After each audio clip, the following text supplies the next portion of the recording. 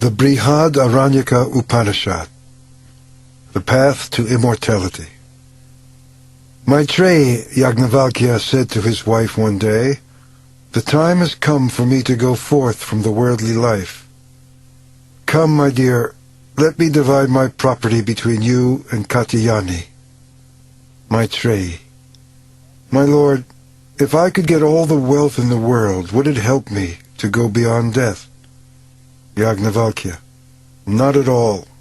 You would live and die like any other rich person. No one can buy immortality with money." Maitreya: "Of what use then are money and material possessions to me? Please tell me, my lord, of the way that leads to immortality." Yajnavalkya: "You have always been dear to me, Maitreya, and I love you even more now that you have asked me about immortality. Sit here by my side and reflect deeply on what I say. A wife loves her husband not for his own sake, dear, but because the self lives in him. A husband loves his wife not for her own sake, dear, but because the self lives in her. Children are loved not for their own sake, but because the self lives in them. Wealth is loved not for its own sake, but because the self lives in it. Brahmins are loved not for their own sake, but because the self lives in them. Kshatriyas are loved not for their own sake, but because the self lives in them. The universe is loved not for its own sake, but because the self lives in it. The gods are loved not for their own sake, but because the self lives in them. Creatures are loved not for their own sake, but because the self lives in them. Everything is loved not for its own sake, but because the self lives in it. This self has to be realized. Hear about this self and meditate upon him, Maitreya. When you hear about the self, meditate upon the self, and finally realize the self, you come to understand everything in life." For Brahmins confuse those who regard them as separate from the self. Kshatriyas confuse those who regard them as separate from the self. The universe confuses those who regard it as separate from the self. Gods and creatures confuse those who regard them as separate from the self. Everything confuses those who regard things as separate from the self. Brahmins, Kshatriyas, creatures, the universe, the gods, everything. These are the self. No one can understand the sounds of a drum without understanding both drum and drummer, nor the sounds of a conch without understanding both the conch and its blower, nor the sounds of a veena without understanding both veena and musician. As clouds of smoke arise from a fire laid with damp fuel, even so, from the Supreme have issued forth all the Vedas, history, arts, sciences, poetry, aphorisms, and commentaries. All these are the breath of the Supreme. As there can be no water without the sea, no touch without the skin, no smell without the nose, no taste without the tongue, no form without the eye, no sound without the ear, no thought without the mind, no wisdom without the heart, no work without hands, no walking without feet, no scriptures without the word, so there can be nothing without the self. As a lump of salt thrown in water dissolves and cannot be taken out again, though wherever we taste the water it is salty, even so, beloved, the separate self dissolves in the sea of pure consciousness, infinite and immortal. Separateness arises from identifying the self with the body, which is made up of the elements. When this physical identification dissolves, there can be no more separate self. This is what I want to tell you, beloved. Maitreya: I am bewildered, Blessed One, when you say there is then no separate self. Yajnavalkya: reflect on what I have said, beloved, and you will not be confused. As long as there is separateness, one sees another as separate from oneself, hears another as separate from oneself, smells another as separate from oneself, speaks to another as separate from oneself, thinks of another as separate from oneself, knows another as separate from oneself. But when the self is realized as the indivisible unity of life, who can be seen by whom? Who can be heard by whom? Who can be smelled by whom? Who can be spoken to by whom? Who can be thought of by whom? Who can be known by whom? Maitreya, my beloved, how can the knower ever be known? King Janaka of Vidya once performed a lavish sacrifice and distributed many gifts. Many wise men from Kuru and Panchala attended the ceremony, and Janaka wanted to know who was the wisest among them. So he drove 1,000 cows into a pen, and between the horns of each cow he fastened 10 gold coins. Then he said, "Venerable Brahmins, these cows are for the wisest one among you. Let him take them away." None of the other Brahmins dared to speak, but Yajnavalkya said to his pupil Samashrava, "Son, you can drive these cows home." "Hero of seers," his pupil exclaimed joyfully, and he drove them home. The other Brahmins were furious. How presumptuous, they shouted. And Ashvala, the royal priest, asked, "Yajnavalkya, do you really believe you are the wisest of those assembled here?" Yajnavalkya replied, "I salute the wisest, but I want those cows." Then Gargi, daughter of Vachaknu, said, "Venerable Brahmins, I shall ask Yajnavalkya only 2 questions. If he answers them well, no one here can defeat him in a spiritual debate." "Ask, Gargi," the sage replied. "Yajnavalkya, as a warrior from Kashi or Videha arises with bow and arrow to fell his opponent, I rise to fell you with 2 questions." "Ask them, Gargi." "That which is above heaven and below the earth, which is also between heaven and earth, which is the same through past, present, and future, in what is that woven, warp, and woof? Tell me, Yajnavalkya." Yajnavalkya, "That which is above heaven and below earth, which is also between heaven and earth, which is the same through the past, present, and future, that is woven, warp, and woof in space." Gargi, "My first question is answered well. Now for my second question." "Ask, Gargi." "In what is space itself woven, warp, and woof? Tell me, Yajnavalkya." Yajnavalkya, "The sages call it Akshara, the imperishable. It is neither big nor small, neither long nor short, neither hot nor cold, neither bright nor dark, neither air nor space. It is without attachment, without taste, smell, or touch, without eyes, ears, tongue, mouth, breath, or mind, without movement, without limitation, without inside or outside. It consumes nothing, and nothing consumes it. In perfect accord with the will of the imperishable, sun and moon make their orbits, heaven and earth remain in place, moments, hours, days, nights, fortnights, months, and seasons become years. Rivers starting from the snow-clad mountains flow east and west, north and south to the sea. Without knowing the imperishable, Gargi, whoever performs rites and ceremonies and undergoes austerities, even for many years, reaps little benefit, because rites, ceremonies, and austerities are all perishable.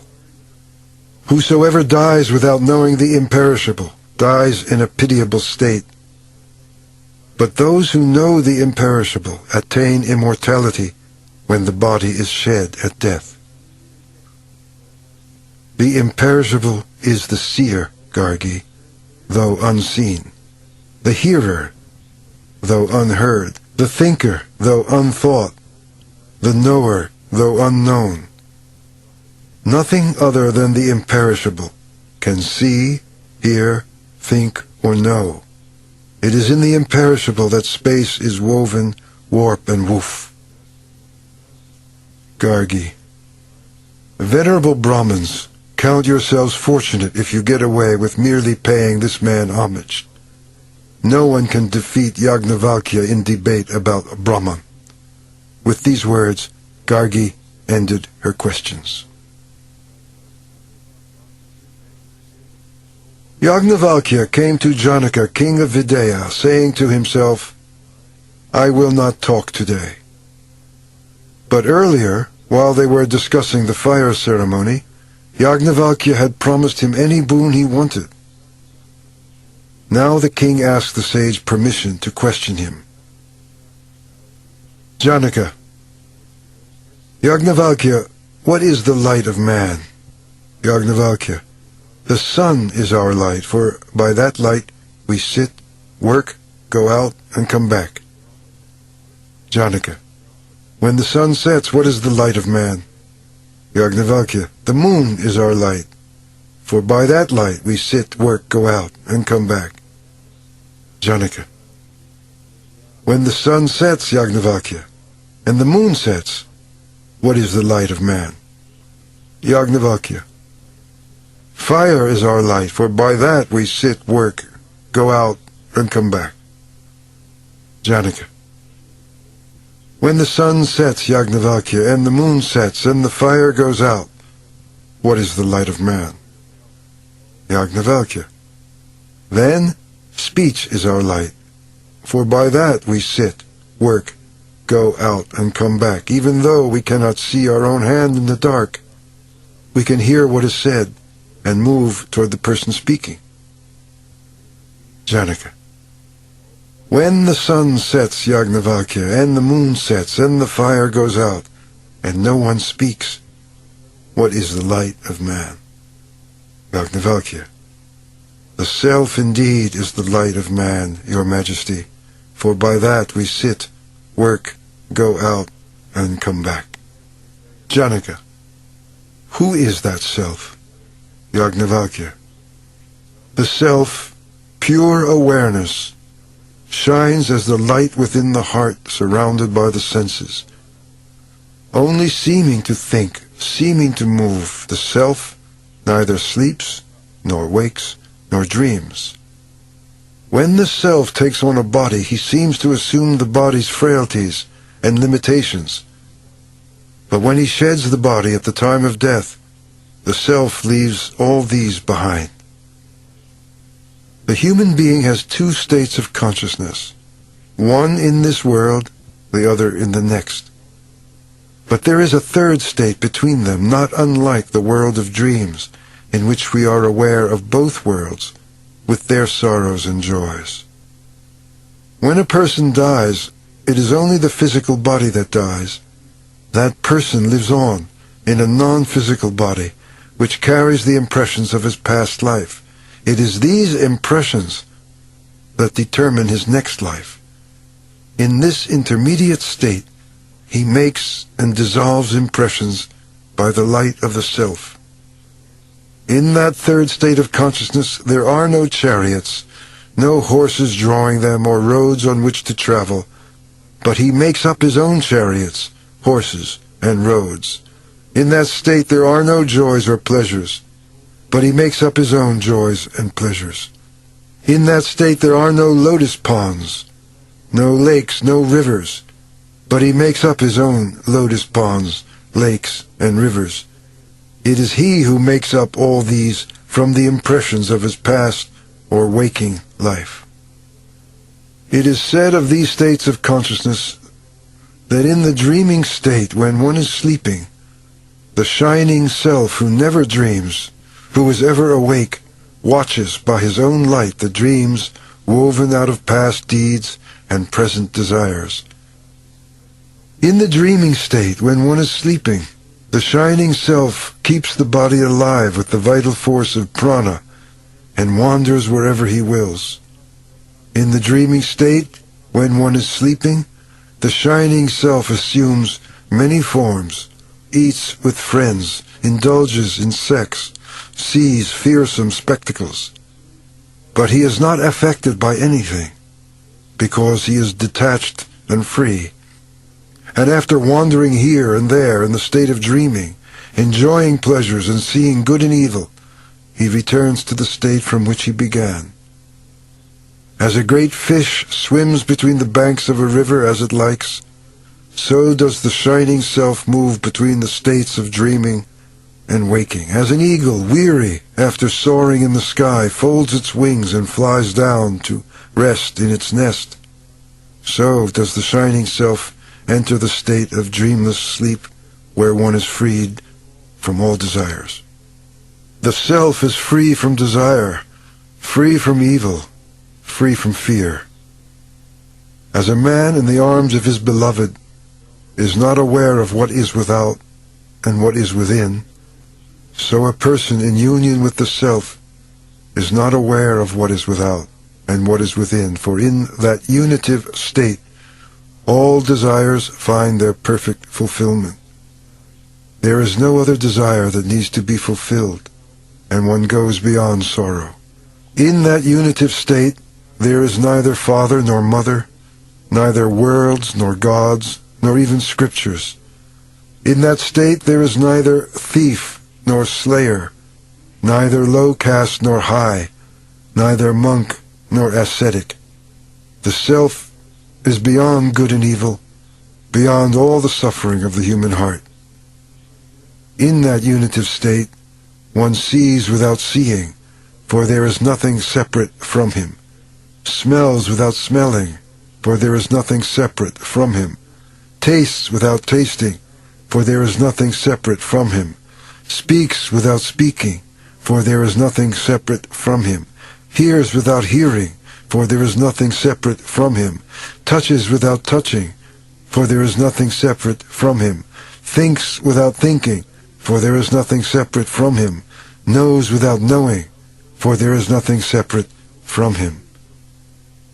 Where there is separateness, one sees another, smells another, tastes another, speaks to another, hears another, touches another, thinks of another, knows another. But where there is unity, one without a second, that is the world of Brahman. This is the supreme goal of life, the supreme treasure, the supreme joy. Those who do not seek the supreme goal live on but a fraction of this joy. Janaka, I give you another 1,000 cows. Please teach me more of the way to self-realization. Yajnavalkya.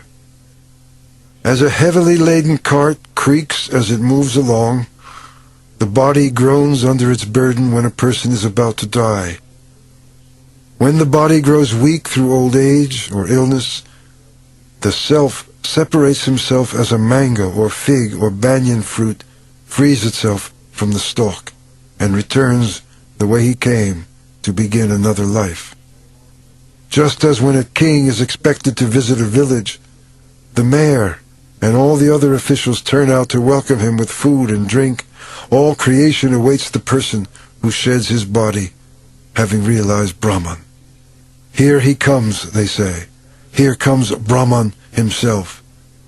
But the senses, while that man lies dying, gather around and mourn the self's departure as courtiers mourn when their king is about to leave. When body and mind grow weak, the self gathers in all the powers of life and descends with them into the heart. As prana leaves the eye, it ceases to see. He is becoming one, say the wise. He does not see. He is becoming one. He no longer hears. He is becoming one. He no longer speaks or tastes or smells or thinks or knows. By the light of the heart, the self leaves the body by one of its gates, and when he leaves, prana follows, and with it all the vital powers of the body. He who is dying merges in consciousness, and thus consciousness accompanies him when he departs, along with the impressions of all that he has done, experienced, and known. As a caterpillar, having come to the end of one blade of grass, draws itself together and reaches out for the next, so the self, having come to the end of one life and dispelled all ignorance, gathers in his faculties and reaches out from the old body to a new. As a goldsmith fashions an old ornament into a new and more beautiful one, so the self, having reached the end of the last life and dispelled all ignorance, makes for himself a new, more beautiful shape, like that of the devas or other celestial beings.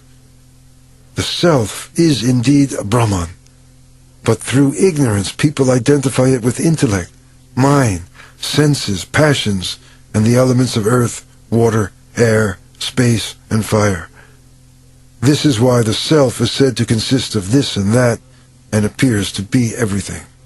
As a person acts, so he becomes in life. Those who do good become good. Those who do harm become bad. Good deeds make one pure. Bad deeds make one impure. So, we are said to be what our desire is. As our desire is, so is our will. As our will is, so are our acts. As we act, so we become. We live in accordance with our deep, driving desire. It is this desire at the time of death that determines what our next life is to be. We will come back to earth to work out the satisfaction of that desire. But not those who are free from desire. They are free because all their desires have found fulfillment in the self. They do not die like the others, but, realizing Brahman, they merge in Brahman. So it is said, when all the desires that surge in the heart are renounced, the mortal becomes immortal. When all the knots that strangle the heart are loosened, the mortal becomes immortal. Here, in this very life. As the skin of a snake is sloughed onto an anthill, so does the mortal body fall. But the self, freed from the body, merges in Brahman, infinite life, eternal light. Janaka, I give you another 1,000 cows. Please, teach me more of the way to self-realization. Yajnavalkya. Those who realize the self enter into the peace that brings complete self-control and perfect patience. They see themselves in everyone and everyone in themselves. Evil cannot overcome them because they overcome all evil. Sin cannot consume them because they consume all sin. Free from evil, free from sin and doubt, they live in the kingdom of Brahman. Your Majesty, this kingdom is yours. Janaka. Venerable One, I offer myself and my kingdom in your service. The children of Prajapati, the Creator, gods, human beings, and asuras, the godless, lived with their father as students. When they had completed the allotted period, the gods said, Venerable One, please teach us. Prajapati answered with one syllable, Da. Have you understood, he asked. Yes, they said, you have told us Damyata, be self-controlled. You have understood, he said. Then the human beings approached. Venerable One, please teach us. Prajapati answered with one syllable, Da. Have you understood, he asked. Yes, they said, you have told us Datta, give. You have understood, he said. Then the godless approached. Venerable One, please teach us. Prajapati answered with the same syllable, Da. Have you understood, he asked. Yes, they said, you have told us Dayadvam, be compassionate. You have understood, he said. The heavenly voice of the thunder repeats this teaching. Da, da, da. Be self-controlled. Give. Be compassionate. Om Shanti, Shanti, Shanti. The Mandukya Upanishad. Om stands for the Supreme Reality. It is a symbol for what was, what is, and what shall be. Om represents also what lies beyond past, present, and future. Brahman is all, and the Self is Brahman. This Self has 4 states of consciousness. The first is called Vaishvanara, in which one lives with all the senses turned outward, aware only of the external world. Taijasa is the name of the second, the dreaming state, in which, with the senses turned inward, one enacts the impressions of past deeds and present desires. The third state is called Pratnya, of deep sleep, in which one neither dreams nor desires. There is no mind in Pratnya. There is no separateness. But the sleeper is not conscious of this. Let him become conscious in Pratnya, and it will open the door to the state of abiding joy. Pratnya, all-powerful and all-knowing, dwells in the hearts of all as the ruler. Pratnya is the source and end of all. The fourth is the superconscious state called Turiya, neither inward nor outward, beyond the senses and the intellect, in which there is none other than the Lord. He is the supreme goal of life. He is infinite peace and love. Realize Him. Turiya is represented by Om. Though indivisible, it has 3 sounds. A stands for Vaishvanara. Those who know this, through mastery of the senses, obtain the fruit of their desires and attain greatness. U indicates Taijasa. Those who know this by mastering even their dreams become established in wisdom. In their family, everyone leads the spiritual life. M corresponds to Pratnya. Those who know this, by stilling the mind, find their true stature and inspire everyone around to grow. The mantra Om stands for the supreme state of Turiya without parts, beyond birth and death, symbol of everlasting joy. Those who know Om as the Self become the Self. Truly, they become the Self. Om Shanti, Shanti, Shanti. The Kena Upanishad. The student inquires, who makes my mind think? Who fills my body with vitality? Who causes my tongue to speak? Who is that invisible one who sees through my eyes and hears through my ears? The teacher replies, the Self is the ear of the ear, the eye of the eye, the mind of the mind, the word of words, and the life of life. Rising above the senses and the mind, and renouncing separate existence, the wise realize the deathless Self. Him our eyes cannot see, nor words express. He cannot be grasped even by the mind. We do not know, we cannot understand, because He is different from the known, and He is different from the unknown. Thus have we heard from the illumined ones. That which makes the tongue speak, but cannot be spoken by the tongue, know that as the Self. This Self is not someone other than you. That which makes the mind think, but cannot be thought by the mind, that is the Self indeed. This Self is not someone other than you. That which makes the eye see, but cannot be seen by the eye, that is the Self indeed. This Self is not someone other than you. that which makes the ear hear but cannot be heard by the ear. That is the self indeed. This self is not someone other than you. That which makes you draw breath but cannot be drawn by your breath. That is the self indeed. This self is not someone other than you. If you think, I know the self, you know not. All you can see is his external form. Continue, therefore, your meditation. The student. I do not think I know the self, nor can I say I know him not. The teacher. There is only one way to know the self, and that is to realize him yourself. The ignorant think the self can be known by the intellect, but the illumined know he is beyond the duality of the knower and the known.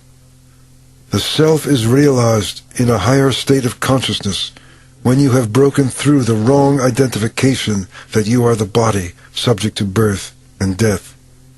To be the self is to go beyond death. Realize the self, the shining goal of life. If you do not, there is only darkness. See the self in all, and go beyond death. Once upon a time, the gods defeated the demons, and, though the victory was brought about through the power of Brahman, the gods boasted, ours is the victory, and ours the power and glory. Brahman saw their foolish pride, and appeared before them, but they recognized him not. They said to Agni, god of fire, find out who this mysterious being is. I will, promised Agni, and he approached the being. Who are you? Asked the mysterious one. I am Agni, god of fire, known to all. Are you powerful? I can burn all on earth.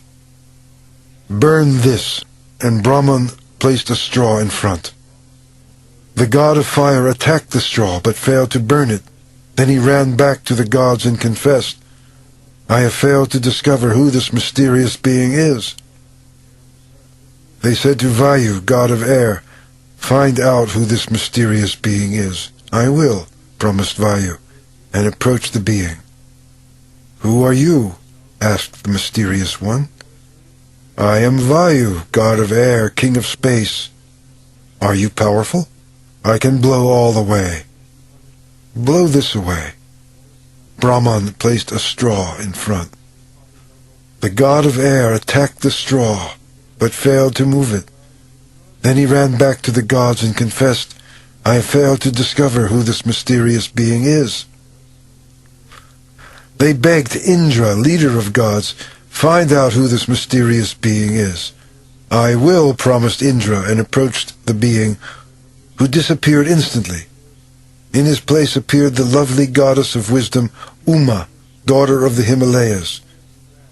And Indra asked her, who was that being? Uma replied, that was Brahman, from whom comes all your power and glory. The gods realized at last the self is Brahman, Agni, Vayu, Indra.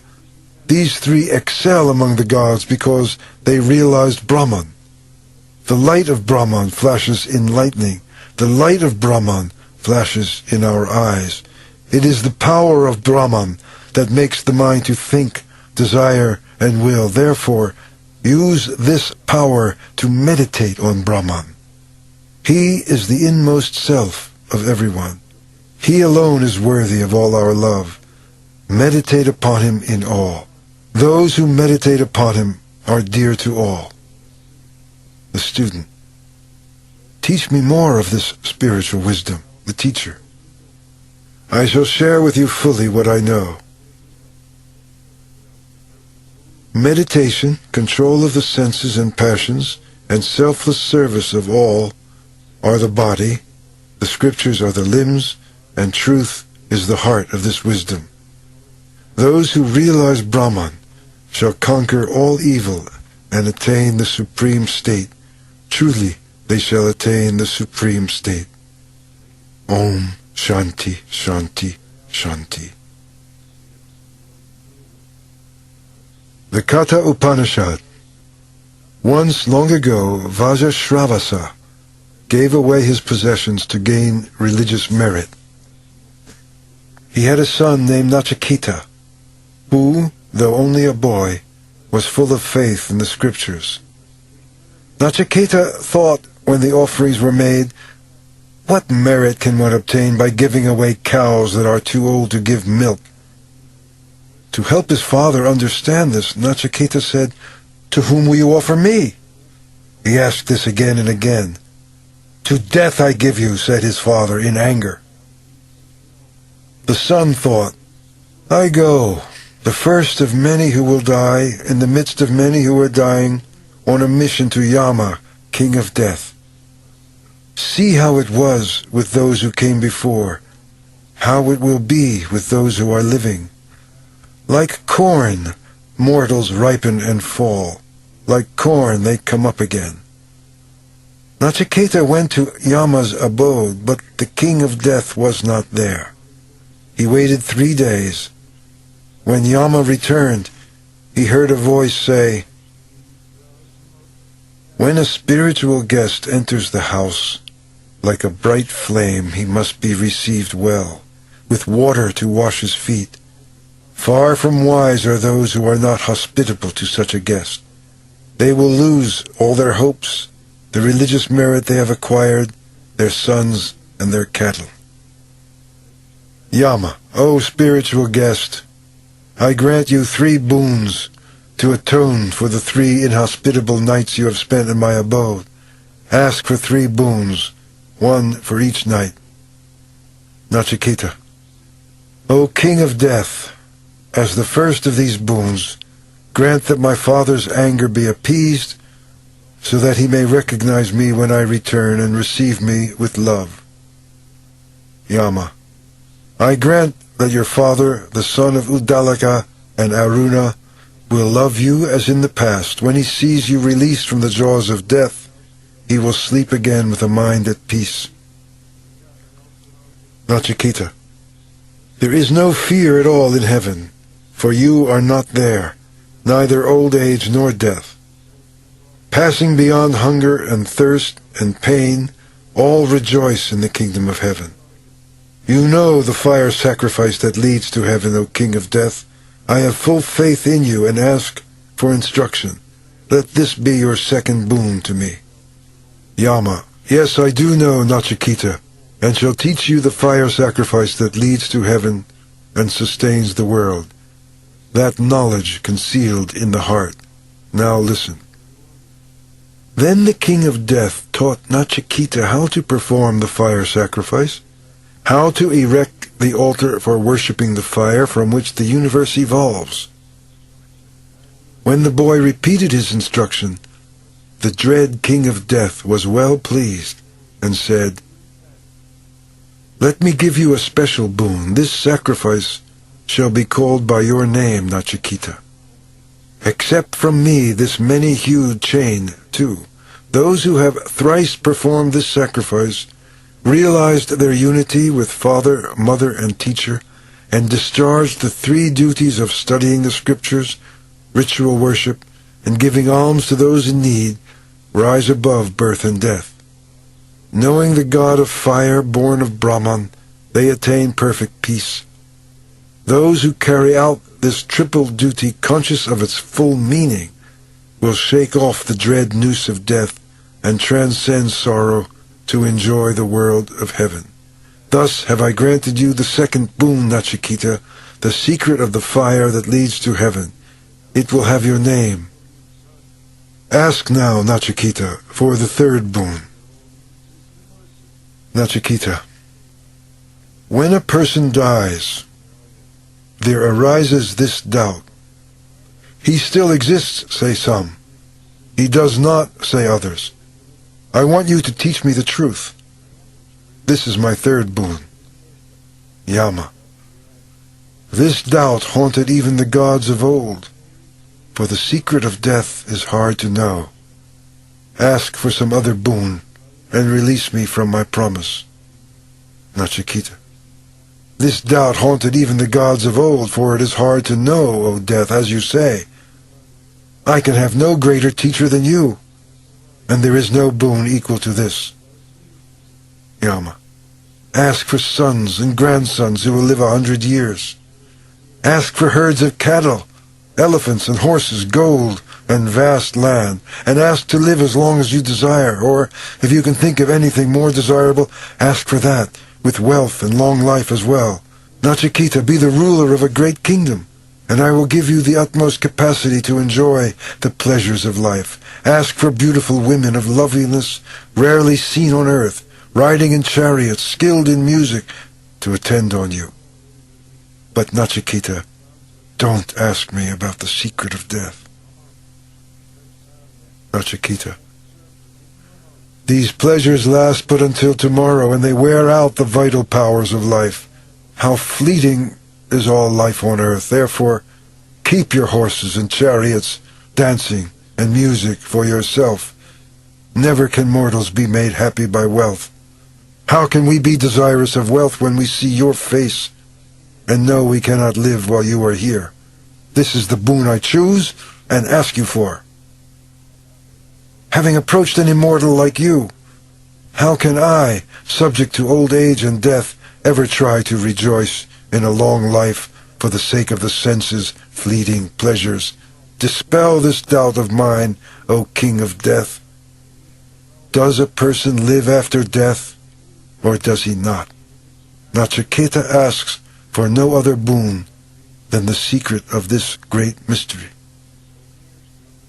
Having tested young Nachiketa and found him fit to receive spiritual instruction, Yama, King of Death, said, "The joy of the Ātman ever abides, but not what seems pleasant to the senses. Both these, differing in their purpose, prompt man to action. All is well for those who choose the joy of the Ātman, but they miss the goal of life who prefer the pleasant. Perennial joy or passing pleasure, this is the choice one is to make always. The wise recognize these two, but not the ignorant. The first welcome what leads to abiding joy, though painful at the time. The latter run, goaded by their senses, after what seems immediate pleasure. Well have you renounced these passing pleasures so dear to the senses, Nachiketa, and turned your back on the way of the world which makes mankind forget the goal of life. Far apart are wisdom and ignorance. The first leads one to self-realization. The second makes one more and more estranged from his real self. I regard you, Nachiketa, worthy of instruction, for passing pleasures tempt you not at all. Ignorant of their ignorance, yet wise in their own esteem, these deluded men, proud of their vain learning, go round and round like the blind, led by the blind. Far beyond their eyes, hypnotized by the world of sense, opens the way to immortality. I am my body. When my body dies, I die. Living in this superstition, they fall life after life under my sway. It is but few who hear about the self. Fewer still dedicate their lives to its realization. Wonderful is the one who speaks about the self. Rare are they who make it the supreme goal of their lives. Blessed are they who, through an illumined teacher, attain to self-realization. The truth of the self cannot come through one who has not realized that he is the self. The intellect cannot reveal the self beyond its duality of subject and object. They who see themselves in all and all in them help others through spiritual osmosis to realize the self themselves. This awakening, you have known, comes not through logic and scholarship, but from close association with a realized teacher. Wise are you, Nachiketa, because you seek the self-eternal. May we have more seekers like you. Nachiketa. I know that earthly treasures are transient, and never can I reach the eternal through them. Hence have I renounced all my desires for earthly treasures to win the eternal through your instruction. Yama. I spread before your eyes, Nachiketa, the fulfillment of all worldly desires, power to dominate the earth, delights celestial gained through religious rites, miraculous powers beyond time and space. These, with will and wisdom, have you renounced. The wise, realizing through meditation the timeless self beyond all perception, hidden in the cave of the heart, leave pain and pleasure far behind. Those who know they are neither body nor mind, but the immemorial self, the divine principle of existence, find the source of all joy and live in joy abiding. I see the gates of joy are opening for you, Nachiketa.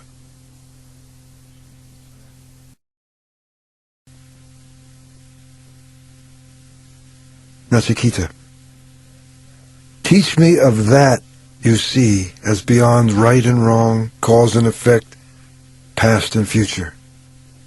Yama. I will give you the word all the scriptures glorify, all spiritual disciplines express, to attain which aspirants lead a life of sense restraint and self-naughting.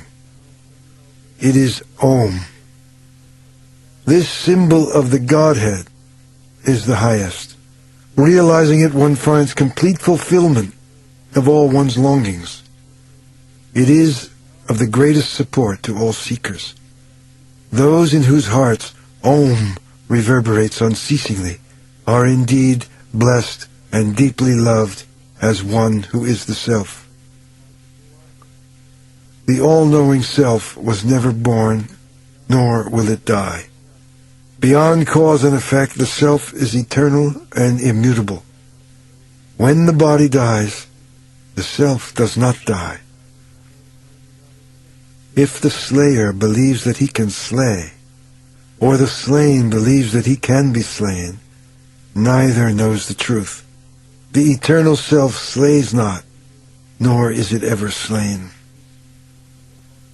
Hidden in the heart of every creature exists the Self, subtler than the subtlest, greater than the greatest. They go beyond sorrow who extinguish their self-will and behold the glory of the Self through the grace of the Lord of Love. Though one sits in meditation in a particular place, the Self within can exercise his influence far away. Though still, he moves everything everywhere. When the wise realize the Self, formless in the midst of forms, changeless in the midst of change, omnipresent and supreme, they go beyond sorrow. The Self cannot be known through study of the scriptures, nor through the intellect, nor through hearing learned discourses. The Self can be attained only by those whom the Self chooses. Verily, unto them does the Self reveal himself. The Self cannot be known by anyone who desists not from unrighteous ways, controls not his senses, stills not his mind, and practices not meditation. None else can know the omnipresent Self, whose glory sweeps away the rituals of the priest and the prowess of the warrior, and puts death itself to death. In the secret cave of the heart, two are seated by life's fountain. The separate ego drinks of the sweet and bitter stuff, liking the sweet, disliking the bitter, while the Supreme Self drinks sweet and bitter, neither liking this nor disliking that. The ego gropes in darkness, while the Self lives in light. So declare the illumined sages and the householders who worship the sacred fire in the name of the Lord. May we light the fire of Nachiketa that burns out the ego and enables us to pass from fearful fragmentation to fearless fullness in the changeless whole. Know the Self as Lord of the chariot, the body as the chariot itself, the discriminating intellect as charioteer, and the mind as reins. The senses, say the wise, are the horses. Selfish desires are the roads they travel. When the Self is confused with the body, mind, and senses, they point out, he seems to enjoy pleasure and suffer sorrow. When one lacks discrimination and his mind is undisciplined, The senses run hither and thither like wild horses, but they obey the rein like trained horses when one has discrimination and has made the mind one-pointed. Those who lack discrimination, with little control over their thoughts, and far from pure, reach not the pure state of immortality, but wander from death to death. But those who have discrimination, with a still mind and a pure heart, reach journey's end, never again to fall into the jaws of death. With a discriminating intellect as charioteer, and a trained mind as reins, they attain the supreme goal of life, to be united with the Lord of love. The senses derive from objects of sense perception, sense objects from mind, mind from intellect, and intellect from ego, ego from undifferentiated consciousness, and consciousness from Brahman.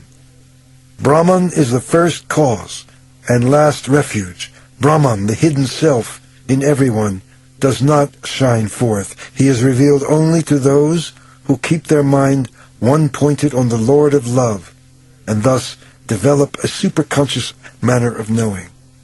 Meditation enables them to go deeper and deeper into consciousness, from the world of words to the world of thoughts, then beyond thoughts to wisdom in the self. Get up, wake up, seek the guidance of an illumined teacher and realize the self. Sharp like a razor's edge, the sages say, is the path, difficult to traverse. The Supreme Self is beyond name and form, beyond the senses, inexhaustible, without beginning, without end, beyond time, space, and causality, eternal, immutable. Those who realize the Self are forever free from the jaws of death.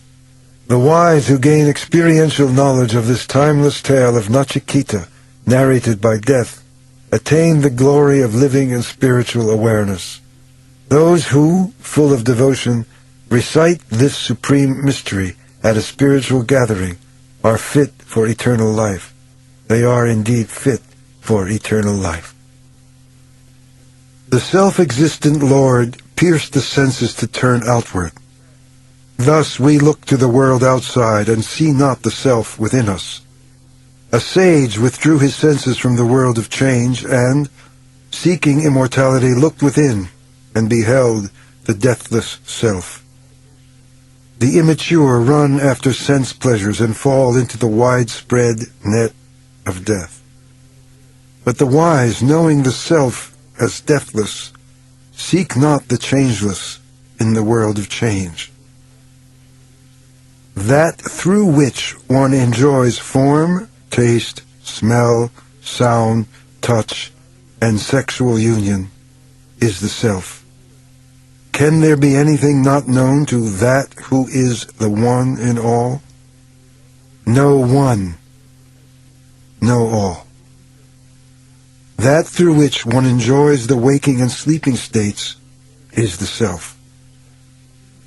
To know that as consciousness is to go beyond sorrow. Those who know the self as enjoyer of the honey from the flowers of the senses, ever present within, ruler of time, go beyond fear, for this self is supreme. The God of creation, Brahma, born of the Godhead through meditation before the waters of life were created, who stands in the heart of every creature, is the self indeed, for this self is supreme. The goddess of energy, Aditi, born of the Godhead through vitality, mother of all the cosmic forces, who stands in the heart of every creature, is the self indeed, for this self is supreme. The god of fire, Agni, hidden between two fire sticks, like a child well protected in the mother's womb, whom we adore every day in meditation, is the self indeed, for this self is supreme. That which is the source of the sun, and of every power in the cosmos, beyond which there is neither going nor coming, is the self indeed, for this self is supreme. What is here is also there. What is there, also here. Who sees multiplicity but not the one indivisible self, must wander on and on from death to death. Only the one-pointed mind attains this state of unity. There is no one but the Self, who sees multiplicity but not the one indivisible Self, must wander on and on from death to death. That thumb-sized being enshrined in the heart, ruler of time, past and future, to see whom is to go beyond all fear, is the Self indeed, for this Self is supreme. That thumb-sized being, a flame without smoke, ruler of time, past and future, the same on this day as on tomorrow, is the Self indeed, for this Self is supreme. As the rain on a mountain peak runs off the slopes on all sides, so those who see only the seeming multiplicity of life run after things on every side. As pure water poured into pure water becomes the very same, so does the Self of the illumined man or woman, Nachiketa, verily become one with the Godhead. There is a city with 11 gates, of which the ruler is the unborn Self, whose light forever shines. They go beyond sorrow who meditate on the Self, and are freed from the cycle of birth and death, for this Self is supreme. The Self is the sun shining in the sky, the wind blowing in space. He is the fire at the altar, and in the home the guest. He dwells in human beings, in gods, in truth, and in the vast firmament. He is the fish born in water, the plant growing in the earth, the river flowing down from the mountain, for this Self is supreme. The adorable one, who is seated in the heart, rules the breath of life. Unto him all the senses pay their homage. When the dweller in the body breaks out in freedom from the bonds of flesh, what remains? For this Self is supreme. We live not by the breath that flows in and flows out, but by him who causes the breath to flow in and flow out. Now, O Nachiketa, I will tell you of this unseen, eternal Brahman, and what befalls the Self after death. Of those unaware of the Self, some are born as embodied creatures, while others remain in a lower stage of evolution, as determined by their own need for growth. That which is awake even in our sleep, giving form in dreams to the objects of sense craving, that indeed is pure light, Brahman the immortal, who contains all the cosmos, and beyond whom none can go, for this Self is supreme. As the same fire assumes different shapes when it consumes objects differing in shape, so does the One Self take the shape of every creature in whom he is present. As the same air assumes different shapes when it enters objects differing in shape, so does the One Self take the shape of every creature in whom he is present. As the sun, who is the eye of the world, cannot be tainted by the defects in our eyes, or by the objects it looks on, so the One Self, dwelling in all, cannot be tainted by the evils of the world, for this Self transcends all. The ruler supreme, inner Self of all, multiplies his oneness into many.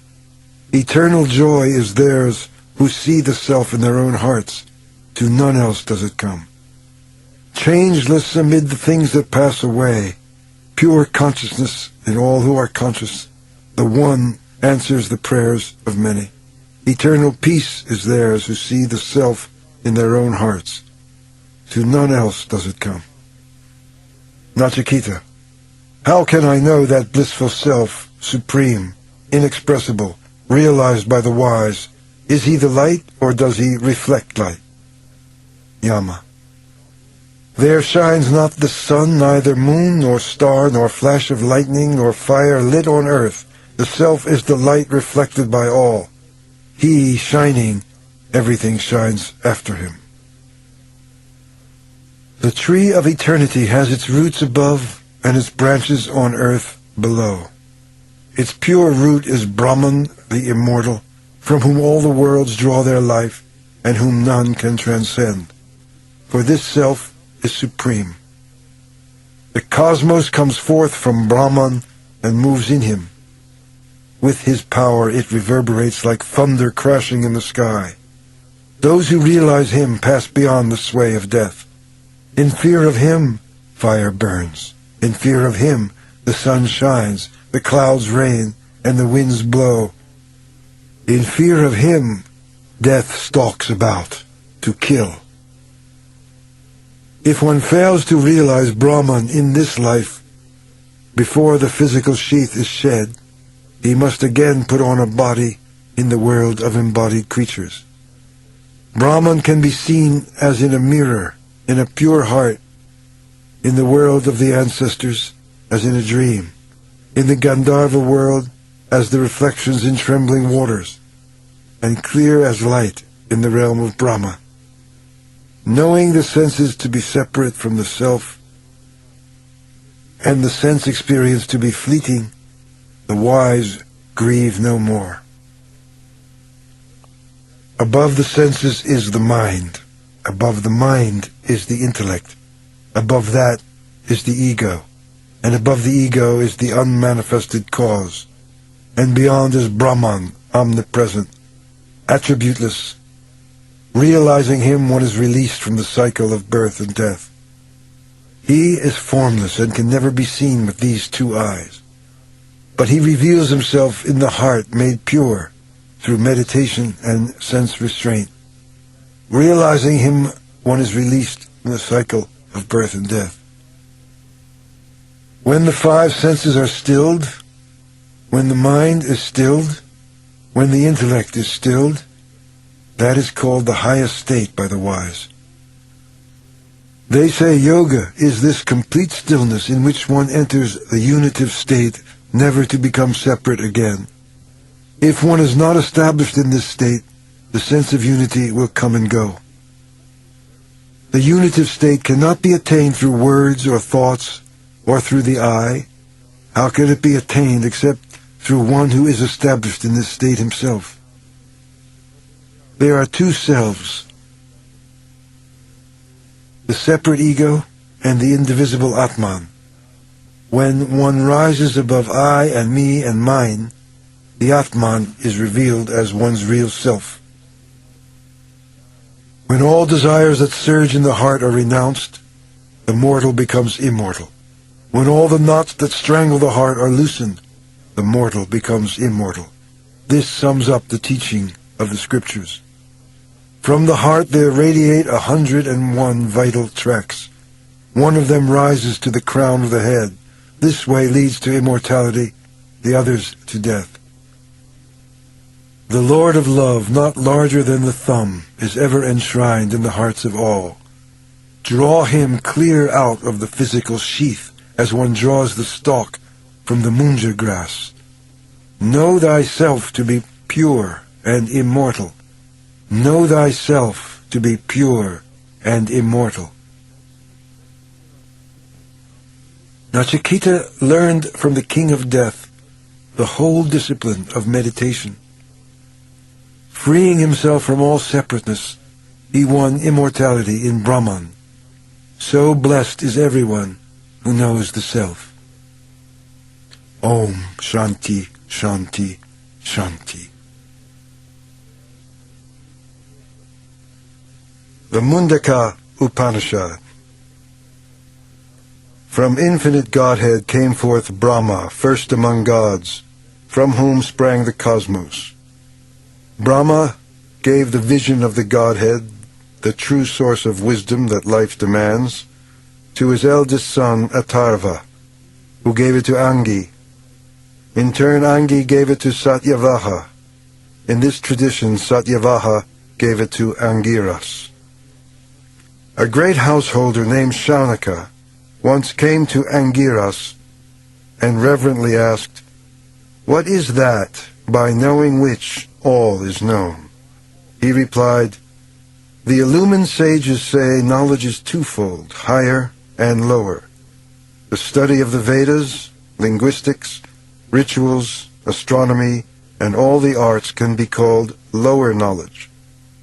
The higher is that which leads to self-realization. The eye cannot see it, mind cannot grasp it. The deathless self has neither caste nor race, neither eyes nor ears nor hands nor feet. Sages say this self is infinite in the great and in the small, everlasting and changeless, the source of life.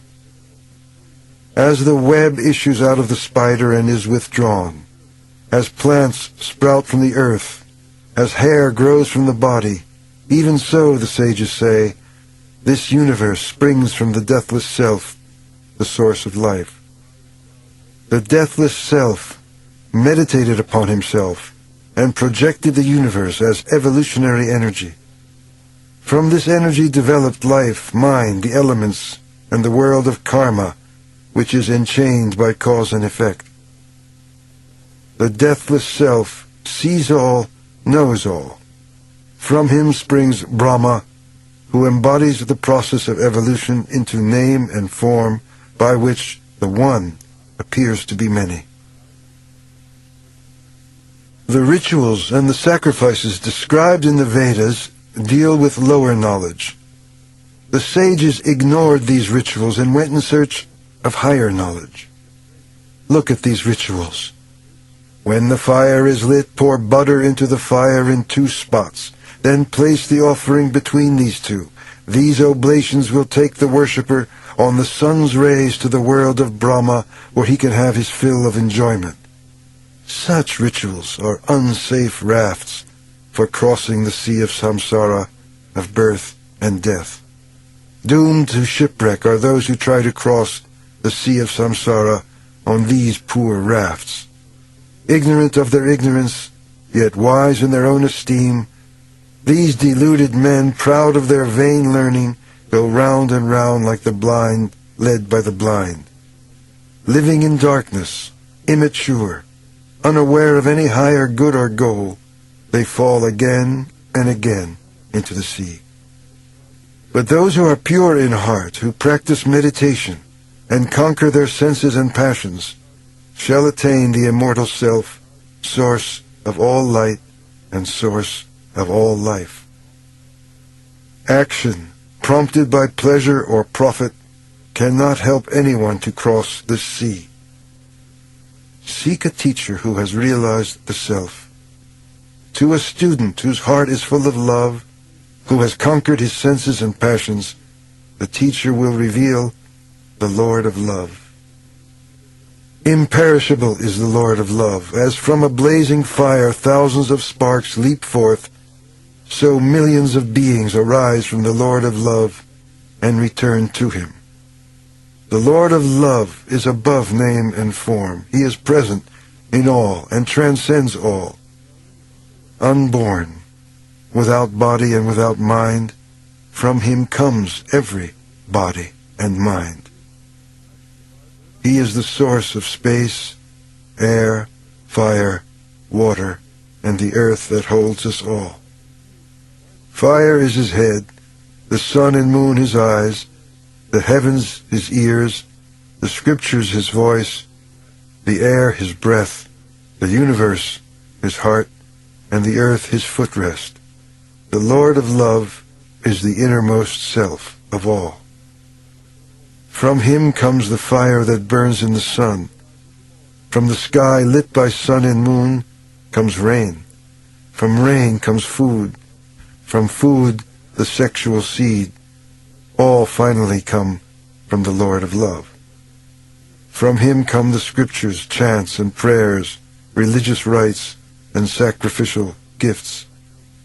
From him come work, time, and givers of gifts, and all things under the sun and moon. From him come the gods of the natural world, men, beasts, and birds, and food to nourish them. From him come all spiritual disciplines, meditation, truth, faith, and purity. From him come the 7 organs of sense, 7 hot desires and their 7-fold objects, and the 7 levels of consciousness in the cavern of the heart. From him come all the seas and the mountains, the rivers and the plants that support life. As the innermost self of all, he dwells within the cavern of the heart. The Lord of love is the one self of all. He is detached work, spiritual wisdom, and immortality. Realize the self hidden in the heart and cut asunder the knot of ignorance here and now. Bright but hidden, the self dwells in the heart. Everything that moves, breathes, opens, and closes lives in the self. He is the source of love and may be known through love but not through thought. He is the goal of life. Attain this goal. The shining self dwells hidden in the heart. Everything in the cosmos, great and small, lives in the self. He is the source of life, truth beyond the transience of this world. He is the goal of life. Attain this goal. Take the great bow of the sacred scriptures, place it on the arrow of devotion, then draw the bowstring of meditation and aim at the target, the Lord of love. The mantram is the bow, the aspirant is the arrow, and the Lord the target. Now draw the bowstring of meditation, and hitting the target, be one with him. In his robe are woven heaven and earth, mind and body. Realize him as the one behind the many, and stop all vain talk. He is the bridge from death to deathless life, where all the nerves meet like spokes in a wheel. There he dwells, the one behind the many. Meditate upon him in the mantram. May he guide us from death to deathless life. He knows everyone and sees everything. It is his glory that fills the cosmos. He resides in the city of the heart.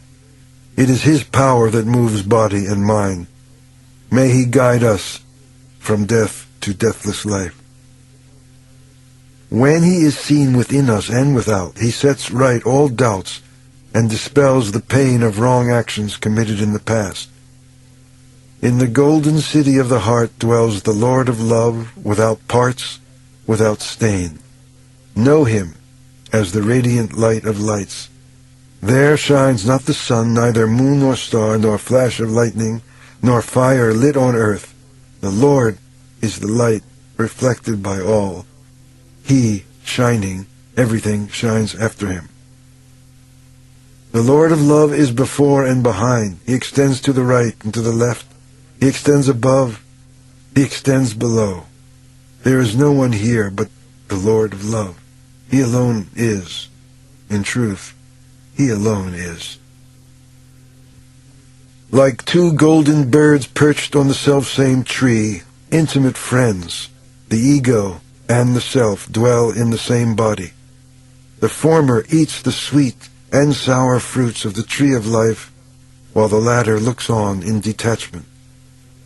As long as we think we are the ego, we feel attached and fall into sorrow. But realize that you are the self, the Lord of life, and you will be freed from sorrow. When you realize that you are the self, supreme source of light, supreme source of love, you transcend the duality of life and enter into the unitive state. The Lord of love shines in the hearts of all. Seeing him in all creatures, the wise forget themselves in the service of all. The Lord is their joy. The Lord is their rest. Such as they are the lovers of the Lord. By truth, meditation, and self-control, one can enter into this state of joy and see the self shining in a pure heart. Truth is victorious, never untruth. Truth is the way. Truth is the goal of life, reached by sages who are free from self-will. The effulgent self who is beyond thought shines in the greatest, shines in the smallest, shines in the farthest, shines in the nearest, shines in the secret chamber of the heart. Beyond the reach of the senses is he, but not beyond the reach of a mind stilled through the practice of deep meditation. Beyond the reach of words and works is he, but not beyond the reach of a pure heart freed from the sway of the senses. Sages are granted all the help they need in everything they do to serve the Lord. Let all those who seek their own fulfillment love and honor the illumined sage. The wise have attained the unitive state and see only the resplendent Lord of love. Desiring nothing in the physical world, they have become one with the Lord of love. Those who dwell on and long for sense pleasure are born in a world of separateness. But let them realize they are the self, and all separateness will fall away. Not through discourse, not through the intellect, not even through study of the scriptures can the self be realized. The self reveals himself to the one who longs for the self, and those who long for the self with all their heart are chosen by the self as his own. Not by the weak, not by the unearnest, not by those who practice wrong disciplines can the self be realized. The self reveals himself as the Lord of love to the one who practices right disciplines. What the sages sought, they have found at last. No more questions have they to ask of life. With self-will extinguished, they are at peace. Seeing the Lord of love in all around, serving the Lord of love in all around, they are united with him forever. They have attained the summit of wisdom by the steep path of renunciation. They have attained to immortality and are united with the Lord of love. When they leave the body, the vital force returns to the cosmic womb, but their work becomes a beneficial force in life to bring others together in the self. The flowing river is lost in the sea. The illumined sage is lost in the self. The flowing river has become the sea. The illumined sage has become the self. Those who know the self become the self. None in their family forgets the self. Freed from the fetters of separateness, they attain to immortality. Let this wisdom be taught only to those who obey the law of life's unity. Let this wisdom be taught only to those who offer their lives to the Lord of love. This is the great truth taught in ancient times by the sage Angiras to Shaunaka. Let us adore the illumined sages. Let us adore the illumined sages. Om Shanti, Shanti, Shanti. Aitareya Upanishad. May my word be one with my thought, and my thought be one with my word. O Lord of love, let me realize you with my consciousness. May I realize the truth of the scriptures and translate it into my daily life. May I proclaim the truth of the scriptures. May I speak the truth. May it protect me, and may it protect my teacher. Om Shanti, Shanti, Shanti. Before the world was created, the self alone existed. Nothing whatever stirred. Then the self thought, let me create the world. He brought forth all the worlds out of himself. Ambas, high above the sky. Marichi, the sky. Mara, the middle regions, that is earth. And Apa, the realm of waters below. The self thought, I have created these worlds. Let me now create guardians for these worlds. From the waters he drew forth Purusha and gave him a form. As the self brooded over the form, a mouth opened, as does an egg, giving forth speech and fire. Nostrils opened with the power of breathing the air. Eyes opened, giving rise to sight and sun. And ears opened to hear the sound in space. Skin appeared, and from it hair. From hair came plants and trees. The heart gushed forth. From the heart came the mind, and from the mind came the moon. The navel opened with the downward force, apana, which gave rise to death. The sex organ rose with living water, which gave rise to birth. Thus came these guardians into the mighty ocean of existence. The self caused them to hunger and thirst. They said to the self, "Give us a place where we can live and eat." He brought them the form of a cow. They said, "That is not what we desire." He brought them the form of a horse, but they said again, "This is not what we desire." He brought them a human form.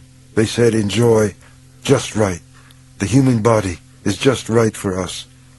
The self asked them to enter the body and take up their places. Fire, becoming speech, entered the mouth. Air, becoming smell, entered the nose. The sun, becoming sight, entered the eyes. Sounds in space, becoming hearing, entered the ears. Plants, herbs, and trees, becoming hair, entered the skin. The moon, becoming mind, entered the heart. The god of death, becoming downward force, entered the navel. The god of living water, becoming sperm, entered the sex organ. Hunger and thirst said to the self, "Give us a place." He told them, "Enter into these guardians and share their life with them." Thus hunger and thirst for food, drink, and pleasure attend us, whatever we do in life. The self, creator, thought, "Here are the worlds and their guardians. Let me now bring forth food for them." He brooded over the waters, and food appeared in the form of matter. It tried to run away in fear, and man, the first embodied being, tried to catch it with his speech, but he could not catch it with words. Merely by repeating the name of food, one cannot satisfy hunger. He tried to catch it with his breath, but he could not. Just by smelling food, one cannot satisfy hunger. He tried to catch it with his eyes, but he could not. By looking at food, one cannot satisfy hunger. He tried to catch it with his ears, but he could not. By merely hearing about food, one cannot satisfy hunger. He tried to catch it with his skin, but he could not. By touching food, one cannot satisfy hunger. He tried to catch it with his mind, but he could not. By thinking about food, one cannot satisfy hunger. He tried to catch it with his genital organ, but he could not. By sexual union, one cannot satisfy hunger. He tried to catch it with apana, the downward prana of digestion, and at last he caught it. Thus it is apana that takes in food. Thus it is apana that lives on food. The self thought, "How can this be without me? If speaking is done by speech, breathing by breath, seeing by eyes, hearing by ears, smelling by nose, and meditation by the mind, then who am I?" Entering the body through the gateway at the crown of the head, he passed into the three states of consciousness in which the self resides. Filled with wonder we sing, "I see the Lord." So his name is Idamdra, he who sees. The name Indra stands for Idamdra. The gods do like to sit behind a veil. Indeed, they like to sit behind a veil. And it becomes child in woman. This is the first birth. Child and mother are one. She protects the child and needs protection. The mother carries the child in her womb, and the father bestows his loving care before and after birth. The child is their Ātman, their very self, and continues their line without break as the second birth. He discharges all their holy duties and sheds his body too when it grows old to be born again. This is the third birth. The sage Vamadeva declared of old, "While dwelling in the womb I understood the birth of all the gods. 100 forms, strong as steel, held me prisoner. But I broke loose from them like a hawk from the cage and came out swiftly." While still in the womb, Vamadeva made this declaration. He emerged from his mother's womb, fully illumined, to live in abiding joy, and went beyond death. Indeed, he went beyond death. Who is this self on whom we meditate? Is it the self by which we see, hear, smell, and taste, through which we speak in words? Is self the mind by which we perceive, direct, understand, know, remember, think, will, desire, and love? These are but servants of the self, who is pure consciousness. This self is all in all. He is all the gods, the 5 elements, earth, air, fire, water, and space, all creatures. great or small, born of eggs, of wombs, of heat, of shoots, horses, cows, elephants, men and women, all beings that walk, all beings that fly, and all that neither walk nor fly.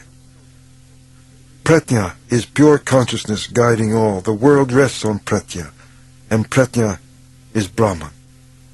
Those who realize Brahman live in joy and go beyond death. Indeed, they go beyond death. Om Shanti, Shanti, Shanti. The Taittiriya Upanishad. May the Lord of Day grant us peace. May the Lord of Night grant us peace. May the Lord of Sight grant us peace. May the Lord of Might grant us peace. May the Lord of Speech grant us peace. May the Lord of Space grant us peace. I bow down to Brahman, source of all power. I will speak the truth and follow the law. Guard me and my teacher against all harm. Guard me and my teacher against all harm. Let us learn the art of recitation, which calls for knowledge of letters, accent, measure, emphasis, sequence, and rhythm. May the light of wisdom illumine us. May we become united with the Lord. Let us contemplate 5 categories: this world and luminous worlds in the sky, education, progeny, and speech. What is this world? Earth below, sky above, air between, and space connecting them. What are the luminous worlds in the sky?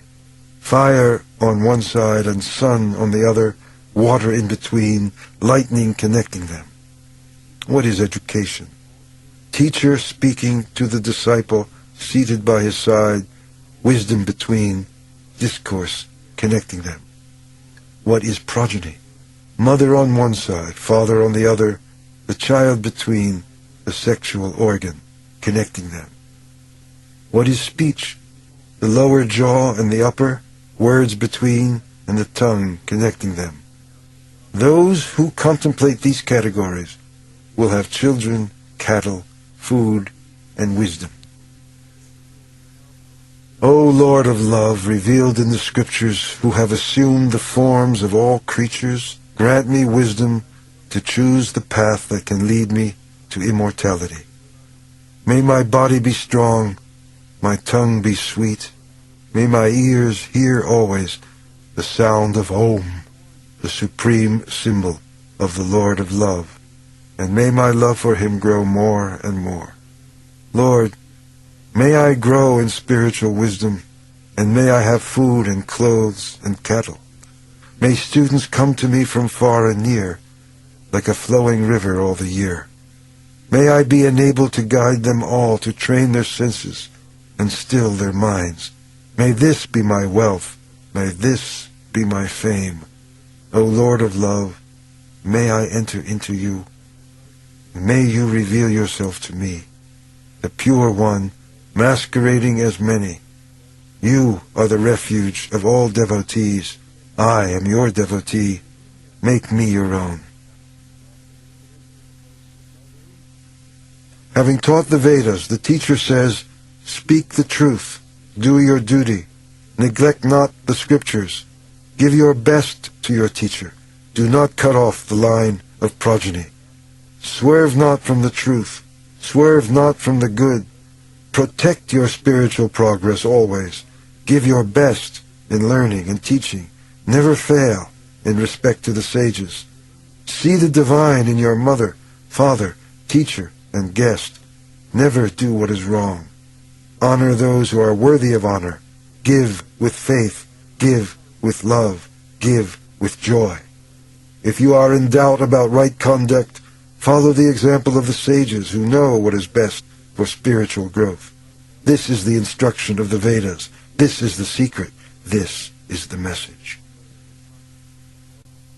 They have attained the goal who realize Brahman as the supreme reality, the source of truth, wisdom, and boundless joy.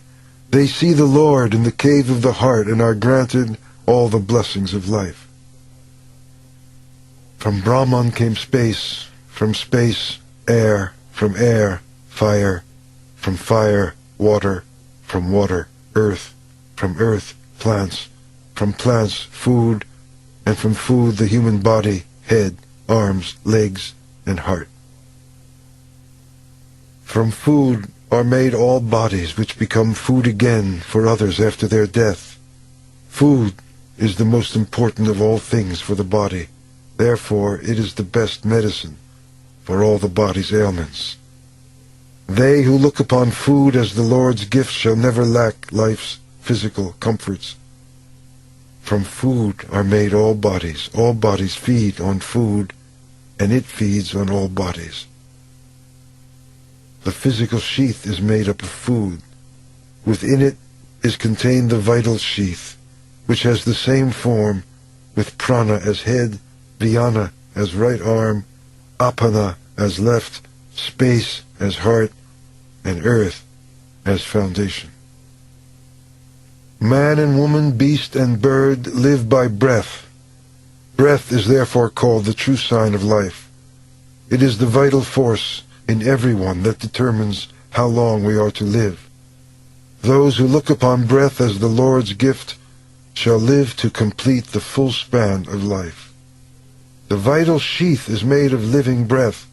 Within it is contained the mental sheath, which has the same form, with yajur as head, rig as right arm, sama as left. The heart is the wisdom of the Upanishads, and the Atharva is the foundation. Realizing that from which all words turn back and thoughts can never reach, one knows the bliss of Brahman and fears no more.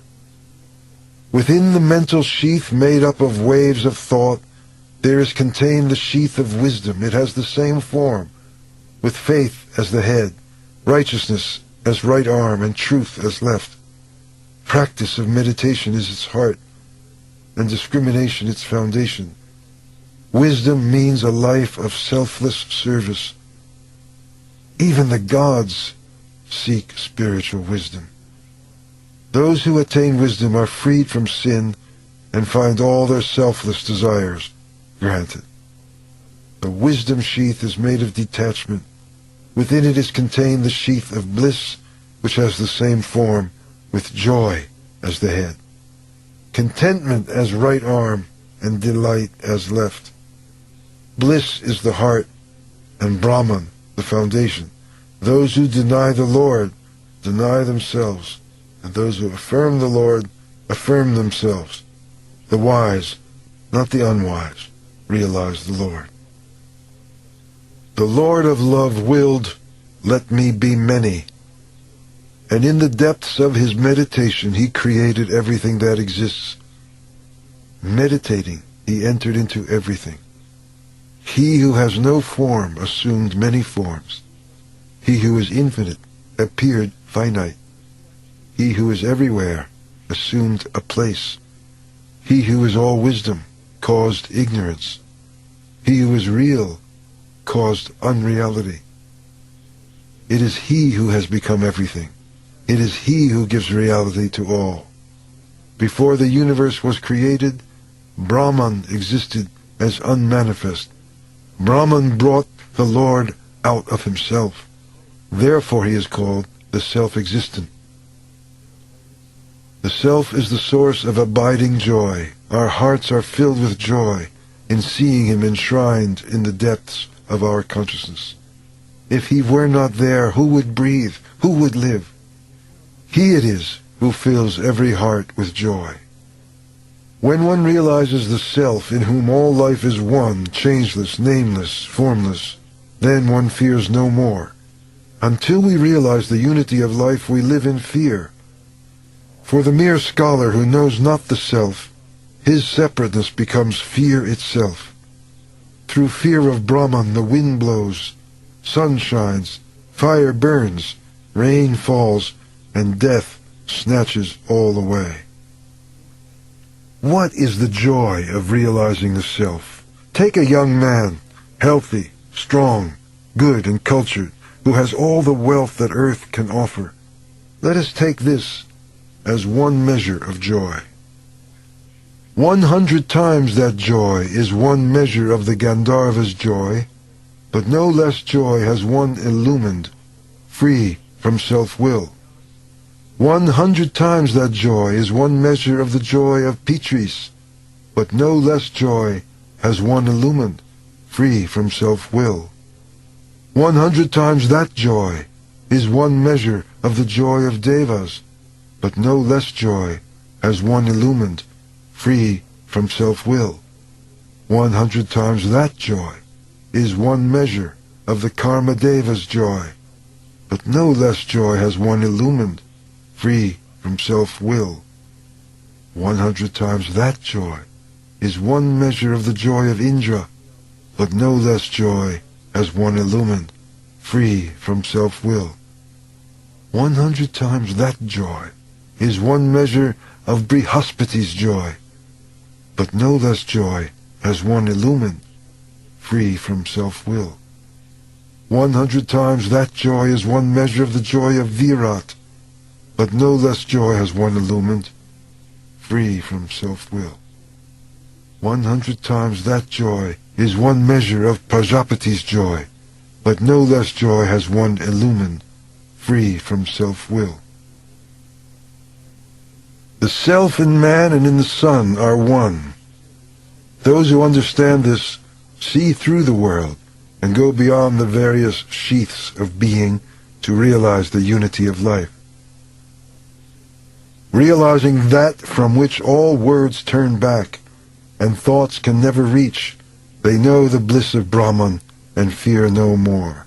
No more are they oppressed by the question, how did I fail to perform what is right, and how did I perform what is not right?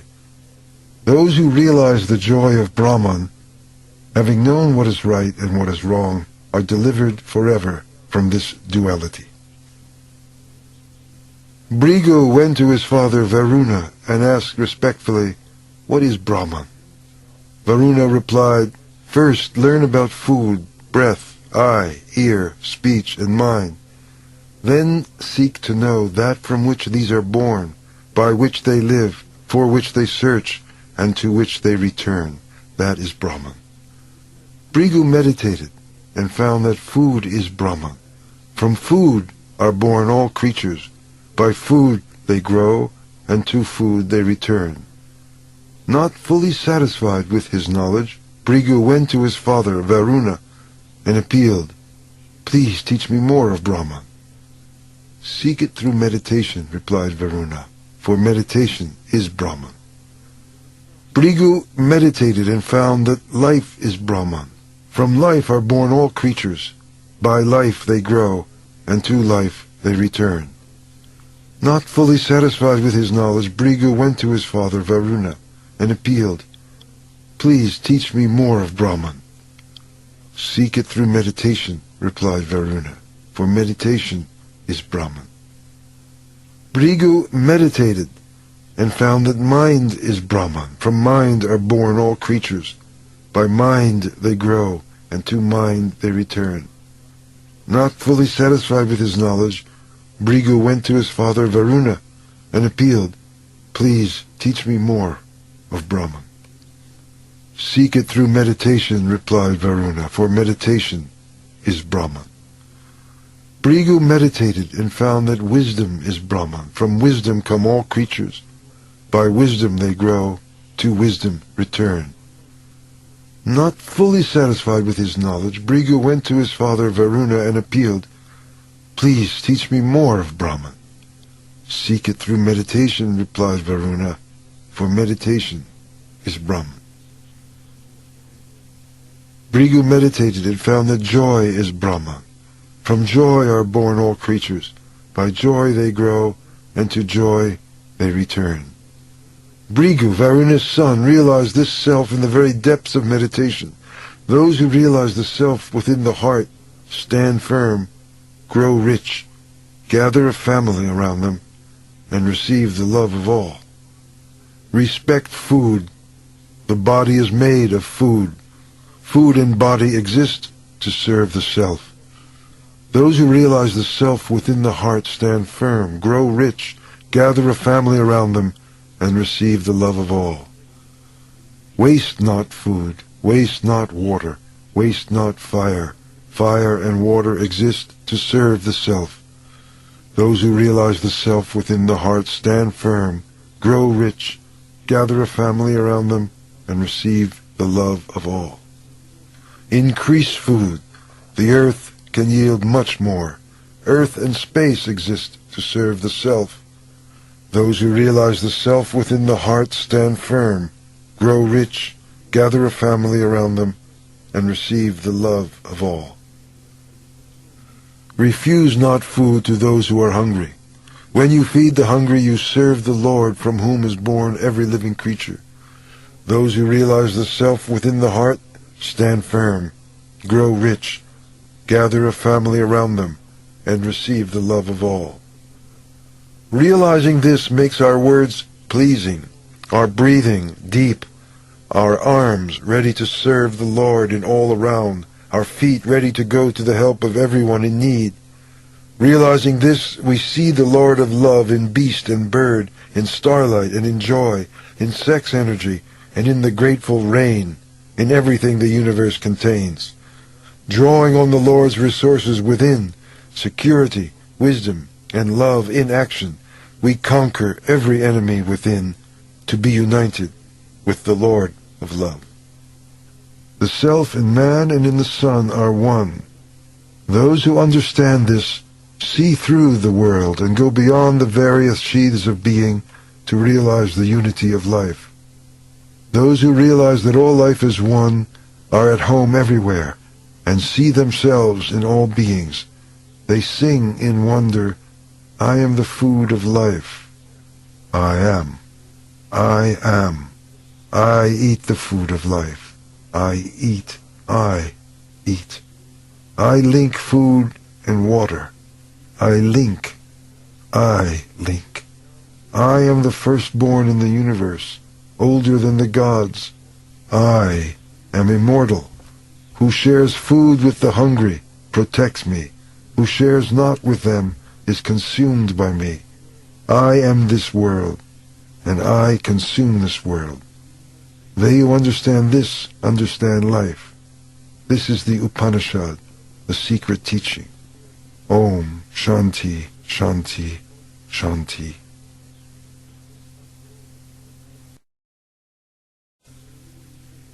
The Prashna Upanishad. May we hear only what is good for all. May we see only what is good for all. May we serve you, Lord of love, all our life. May we be used to spread your peace on earth. Om Shanti, Shanti, Shanti. Question 1.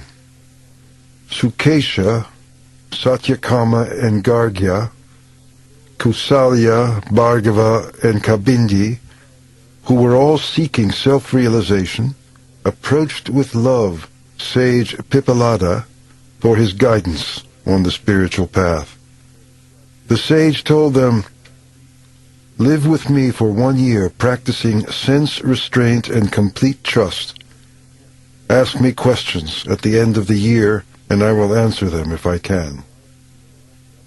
After a year, Kabindi asked the sage, Master, who created the universe? The sage replied, the Lord meditated and brought forth prana with Rayi, the giver of name and form, male and female, so that they would bring forth innumerable creatures for him. Prana is the sun, Rayi is the moon. Matter is solid, matter is subtle. Rayi, therefore, is present everywhere. The sun gives light and life to all who live, east and west, north and south, above, below. It is the prana of the universe. The wise see the Lord of love in the sun, rising in all its golden radiance to give its warmth and light and life to all. The wise see the Lord of love in the year, which has 2 paths, the northern and the southern. Those who observe outward forms of worship and are content with personal pleasures, travel after death by the southern path, the path of the ancestors and of Rai, to the lunar world, and are born again. But those who seek the self through meditation, self-discipline, wisdom, and faith in God travel after death by the northern path, the path of prana, to the solar world, supreme refuge beyond the reach of fear and free from the cycle of birth and death. Some look upon the sun as our father who makes life possible with heat and rain and divides time into months and seasons. Others have seen him riding in wisdom on his chariot, with 7 colors as horses and 6 wheels to represent the whirling spokes of time. The wise see the Lord of Love in the month. Rai is the dark half, prana the bright. The wise worship in the light of wisdom, others in the darkness of ignorance. The wise see the Lord of Love in the day. Rai is the dark night, prana daylight. Those who use their days for sexual pleasure consume prana, the very stuff of life, but mastered, sex becomes a spiritual force. The wise see the Lord of Love in all food. From food comes seed, and from seed all creatures. They take the lunar path who live for sex, but those who are self-controlled and truthful will go to the bright regions of the sun. The bright world of Brahman can be attained only by those who are pure and true. Only by those who are pure and true. Question 2. Then Bhargava approached the sage and asked, Master, what powers support this body? Which of them are manifested in it? And among them all, which is the greatest? The sage replied, the powers are space, air, fire, water, earth, speech, mind, vision, and hearing. All these boasted, we support this body. But prana, vital energy supreme over them all, said, don't deceive yourselves. It is I, dividing myself fourfold, who hold this body together. But they would not believe these words of prana. To demonstrate the truth, prana arose and left the body, and all the powers knew they had to leave as well. When prana returned to the body, they too were back. As when the queen bee goes out, all the bees go out, and when she returns, all return. So returned speech, mind, vision, and hearing. Then the powers understood and sang this song. Prana burns as fire, he shines as the sun, he rains as the cloud, he blows as the wind, he crashes as the thunder in the sky. He is the earth, he has form and no form. Prana is immortality. Everything rests in prana as spokes rest in the hub of the wheel. All the Vedas, all the rituals, all the warriors and kings. O prana, you move in the mother's womb as life to be manifested again. All creatures pay their homage to you. You carry offerings to gods and ancestors and help sages to master their senses which depend upon you for their function. You are the creator and destroyer and our protector. You shine as the sun in the sky. You are the source of all light. When you pour yourself down as rain on earth, every living creature is filled with joy and knows food will be abundant for all.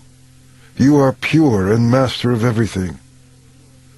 As fire, you receive our oblations. It is you who gives us the breath of life. Be kind to us with your invisible form, which dwells in the voice, the eye, and the ear, and pervades the mind. Abandon us not. O prana, all the world depends on you. As a mother looks after her children, look after us. Grant us wealth and wisdom. Question 3. Then Kausalya approached the sage and asked, Master, from what source does this prana come? How does he enter the body? How live after dividing himself into 5? How leave the body at the time of death? How does he support all that is without and all that is within? The sage replied, You ask searching questions. Since you are a devoted aspirant seeking Brahman, I shall answer them. Prana is born of the self.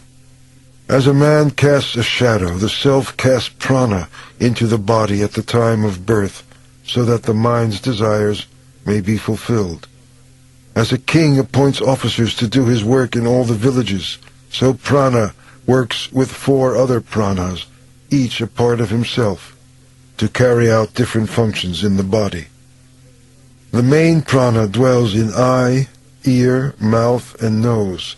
Apana, the downward force in the organs of sex and of excretion. Samana, the equalizing force in the middle, digests food and kindles the 7 fires. Vyana, distributor of energy, moves through the myriad vital currents radiating from the heart where lives the self.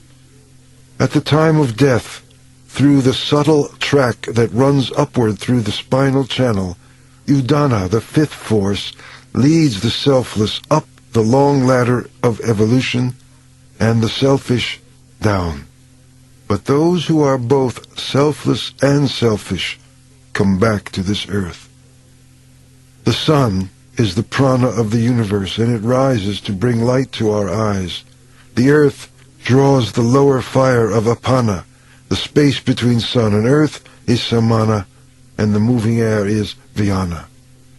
Fire is Udana.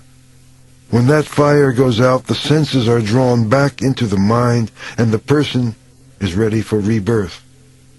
Whatever the content of consciousness at the time of death, that is what unites us to prana, udana, and the self, to be reborn in the plane we have earned.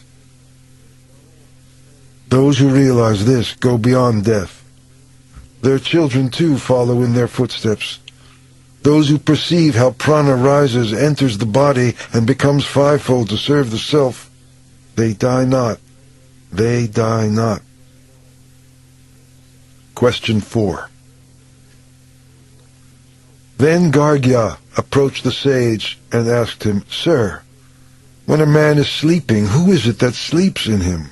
Who sees the dreams he sees? And when he wakes up, who in him is awake? When he enjoys, who is enjoying? In whom do all these faculties rest? The sage replied, As the rays of the sun, when night comes, become all one in his disk until they spread out again at sunrise, even so the senses are gathered up in the mind, which is master of them all. Therefore, when a person neither hears, sees, smells, tastes, touches, speaks, nor enjoys, we say he sleeps. Only the fires of prana are burning. Apana is like the holy hearth fire ever burning in the householder's shrine.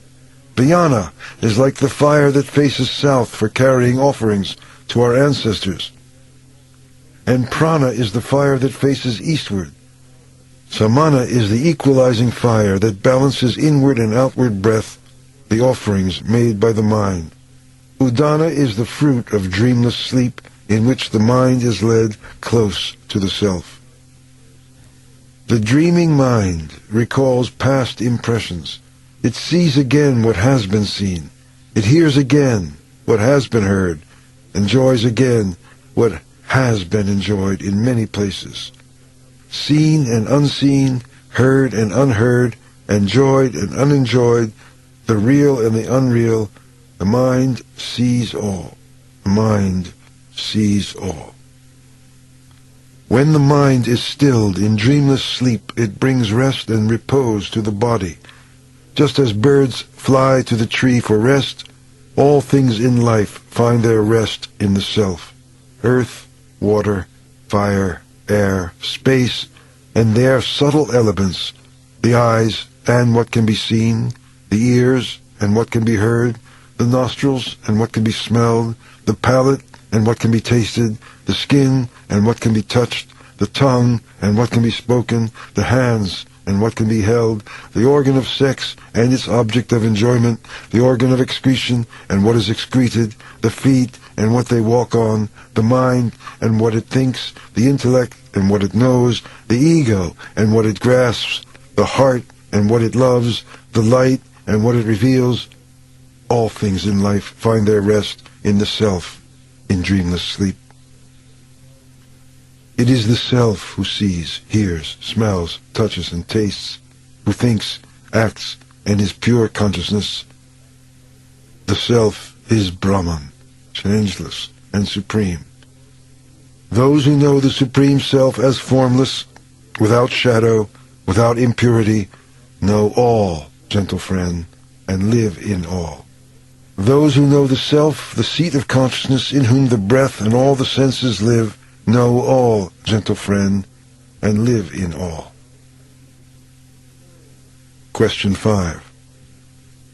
Satyakama approached the sage and asked, "Those who have become established in Om, what happens to them after death?" The sage replied, "Om is both immanent and transcendent. Through it one can attain the personal and the impersonal. Om has 3 sounds. Those who meditate on A come back to earth, led by the Rig Veda, to lead a pure life full of faith and love. Those who meditate on the first 2 sounds, A and U, led by the Yajur Veda, go to the lunar world full of pleasure, from which they come back cloyed to earth again. But those who meditate on A, U, and M are led by the Sama chants to the sun, where, freed from sin as a snake sheds its skin, they see the Supreme Lord who lives in all. These 3 sounds, when they are separated, cannot lead one beyond mortality. But when the whole mantram, A, U, and M, indivisible, interdependent, goes on reverberating in the mind, one is free from fear, awake or asleep. The Rig Veda brings one to earth, the Yajur escorts one to the region of the moon, the Sama leads one to the solar world, to which the sage attains through the mantram. Established in this cosmic vibration, the sage goes beyond fear, decay, and death to enter into infinite peace. Question 6. Then Sukesha approached the sage and said, "Master, the prince of Kosala asked me this question once. Sukesha, do you know the self with his 16 forms?" "I don't," I replied. "If I did, I would certainly tell you, for he who speaks an untruth perishes like a tree without roots." The prince mounted his chariot and went away silent. "Now may I ask you, where is that self?" The sage replied, "Within this body dwells the self with his 16 forms, gentle friend. The self asks himself, what is it that makes me go, if it goes, and stay, if it stays? So he created prana, and from it desire, and from desire he made space, air, fire, water, the earth, the senses, the mind, and food. From food came strength, austerity, the scriptures, sacrifice, and all the worlds and everything was given name and form. As rivers lose their private name and form when they reach the sea, so that people speak of the sea alone, so all these 16 forms disappear when the self is realized. Then there is no more name and form for us, and we attain immortality. The self is the hub of the wheel of life, and the 16 forms are only the spokes. The self is the paramount goal of life. Attain this goal and go beyond death. The sage concluded, there is nothing more to be said of the self, nothing more. The students adored their teacher and said, You are our father. You have taken us across the sea to the other shore. Let us adore the illumined sages. Let us adore the illumined sages. Om Shanti, Shanti, Shanti. The Chandogya Upanishad. The wisdom of Shandilya. This universe comes forth from Brahman and will return to Brahman. Verily, all is Brahman. A person is what his deep desire is. It is our deepest desire in this life that shapes the life to come. So let us direct our deepest desires to realize the self. The self who can be realized by the pure in heart, who is life, light, truth, space, who gives rise to all works, all desires, all odors, all tastes, who is beyond words, who is joy abiding. This is the self dwelling in my heart. Smaller than a grain of rice, smaller than a grain of barley, smaller than a mustard seed, smaller than a grain of millet, smaller even than the kernel of a grain of millet, is the self. This is the self dwelling in my heart, greater than the earth, greater than the sky, greater than all the worlds. This self who gives rise to all works, all desires, all odors, all tastes, who pervades the universe, who is beyond words, who is joy abiding, who is ever present in my heart, is Brahman indeed. To him I shall attain when my ego dies.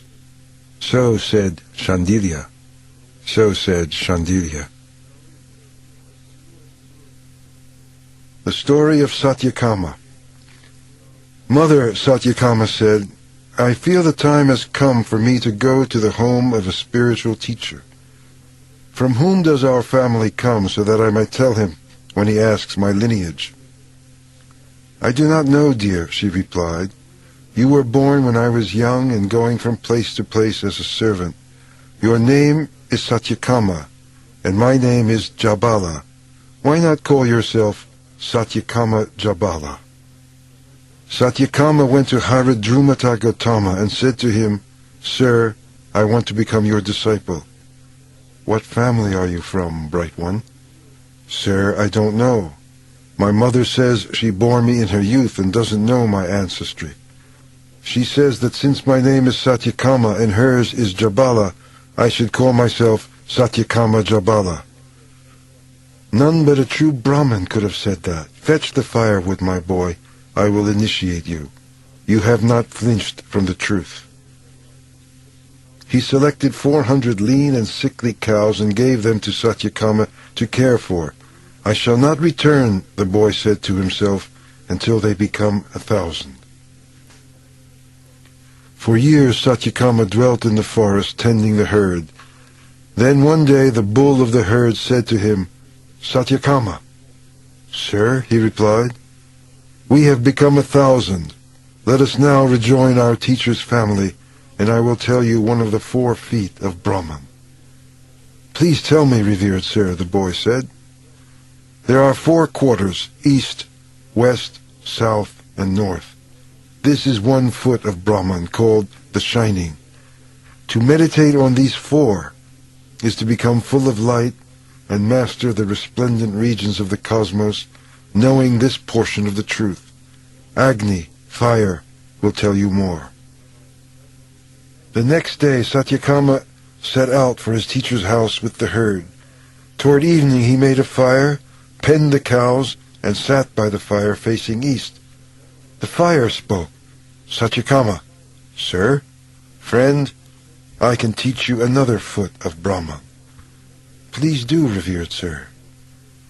There are 4 quarters, earth, sky, heaven, and ocean. This is 1 foot of Brahman, called without end. Know this, meditate on this reality, and your life will be without end on this earth. A swan will tell you more. The next day Satyakama drove the cows onward. Toward evening he lit a fire, penned the cows, and sat by the fire facing east.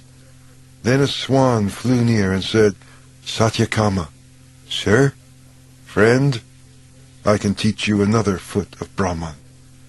Please do, revered sir. There are 4 quarters: fire, the sun, the moon, and lightning. These make 1 foot of Brahman called full of light. To meditate on this 4-fold foot of truth is to be filled with light in this world and master the world of light. A diver bird will tell you more. The next day Satyakama drove the cows onward. Toward evening he lit a fire, penned the cows, and sat by the fire facing east. Then a diver bird flew near and spoke to him. Satyakama, sir, friend, I can teach you another foot of Brahman. Please do, revered sir. There are 4 parts: breath, eye, ear, and mind. This is 1 foot of Brahman called established. To meditate on this 4-fold foot of Brahman is to be at home in this world and master space. Whoever knows this 4-fold foot of Brahman is called established. So Satyakama returned to his teacher's home. Satyakama, his teacher called, you glow like one who has known the truth. Tell me, who has taught you? Satyakama replied, no human, sir, but I wish to hear the truth from you alone, for I have heard that only the teacher's wisdom comes to fruition for us. Then his teacher taught Satyakama that same wisdom. Nothing was left out from it. Nothing was left out. The story of Shwetaketu. Shwetaketu was Uddalaka's son. When he was 12, his father said to him, it is time for you to find a teacher, dear one, for no one in our family is a stranger to the spiritual life. So Shwetaketu went to a teacher and studied all the Vedas for 12 years. At the end of this time he returned home proud of his intellectual knowledge. You seem to be proud of all this learning, said Uddalaka, but did you ask your teacher for that spiritual wisdom which enables you to hear the unheard, think the unthought, and know the unknown? What is that wisdom, father? Asked the son. Uddalaka said to Shwetaketu, as by knowing 1 lump of clay, dear one, we come to know all things made out of clay, that they differ only in name and form, while the stuff of which all are made is clay. As by knowing 1 gold nugget, dear one, we come to know all things made out of gold, that they differ only in name and form, while the stuff of which all are made is gold. As by knowing 1 tool of iron, dear one, we come to know all things made out of iron, that they differ only in name and form, while the stuff of which all are made is iron. So, through that spiritual wisdom, dear one, we come to know that all of life is one. My teachers must not have known this wisdom, said Shwetaketu, for if they had known, how could they have failed to teach it to me? Father, please instruct me in this wisdom. Yes, dear one, I will, replied his father. In the beginning was only being, one without a second. Out of himself he brought forth the cosmos and entered into everything in it. There is nothing that does not come from him. Of everything he is the inmost self. He is the truth. He is the self supreme. You are that, Shwetaketu. You are that. Please, father, tell me more about this self. Yes, dear one, I will, Uddalaka said. Let us start with sleep. What happens in it? When a man is absorbed in dreamless sleep, he is one with the self, though he knows it not. We say he sleeps, but he sleeps in the self. As a tethered bird grows tired of flying about in vain to find a place of rest, and settles down at last on its own perch, so the mind, tired of wandering about hither and thither, settles down at last in the self, dear one, to which it is bound. All creatures, dear one, have their source in him. He is their home. He is their strength. When a man departs from this world, dear one, speech merges in mind, mind in prana, prana in fire, and fire in pure being. There is nothing that does not come from him. Of everything, he is the inmost self. He is the truth. He is the self supreme. You are that, Shvetaketu. You are that. Please, Father, tell me more about this self. Yes, dear one, I will, Uddalaka said. As bees suck nectar from many a flower and make their honey one, so that no drop can say, I am from this flower or that, all creatures, though one, know not they are that one. There is nothing that does not come from him. Of everything he is the inmost self. He is the truth. He is the self supreme. You are that, Shvetaketu. You are that. Please tell me, Father, more about this self. Yes, dear one, I will, Uddalaka said. As the rivers flowing east and west merge in the sea and become one with it, forgetting they were ever separate rivers, so do all creatures lose their separateness when they merge at last into pure being. There is nothing that does not come from him. Of everything, he is the inmost self. He is the truth. He is the self supreme. You are that, Shvetaketu. You are that. Please, Father, tell me more about this self. Yes, dear one, I will, Uddalaka said. Strike at the root of a tree, it would bleed, but still live. Strike at the trunk, it would bleed, but still live. Strike again at the top, it would bleed, but still live. The self as life supports the tree, which stands firm and enjoys the nourishment it receives. If the self leaves one branch, that branch withers. If it leaves a second, that too withers. If it leaves a third, that again withers. Let it leave the whole tree dies. Just so, dear one, when death comes and the self departs from the body dies. But the self dies not. There is nothing that does not come from him. Of everything he is the inmost self. He is the truth. He is the self supreme. You are that, Shvetaketu. You are that. Please, Father, tell me more about this self. Yes, dear one, I will, Uddalaka said. Bring me a fruit from the Nyayagrota tree. Here it is, sir. Break it. What do you see? These seeds, Father, all exceedingly small. Break one. What do you see? Nothing at all. That hidden essence you do not see, dear one, from that a whole Nyayagrota tree will grow. There is nothing that does not come from him. Of everything, he is the inmost self. He is the truth. He is the self supreme. You are that, Shvetaketu. You are that.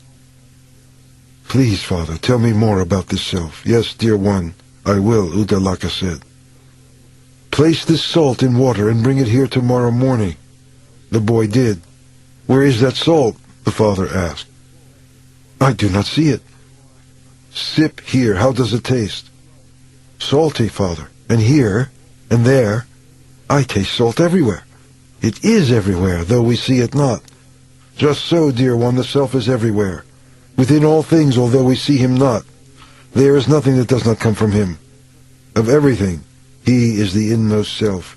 He is the truth. He is the self supreme. You are that, Shvetaketu. You are that. Please, Father, tell me more about this self. Yes, dear one, I will, Uddalaka said. As a man from Gandhara, blindfolded, led away and left in a lonely place, turns to the east and west and north and south and shouts, I am left here and cannot see, until one removes his blindfold and says, there lies Gandhara, follow that path, and thus informed, able to see for himself, the man inquires from village to village and reaches his homeland at last. Just so, my son, one who finds an illumined teacher attains to spiritual wisdom in the self. There is nothing that does not come from him. Of everything, he is the inmost self. He is the truth. He is the self supreme. You are that, Shvetaketu. You are that. Please, Father, tell me more about this self. Yes, dear one, I will, Uddalaka said. When a man is dying, his family all gather round and ask, Do you know me? Do you know me? And so long as his speech has not merged in mind, his mind in prana, prana in fire, and fire in pure being, he knows them all. But there is no more knowing when speech merges in mind, mind in prana, prana in fire, and fire in pure being. There is nothing that does not come from him. Of everything he is the inmost self.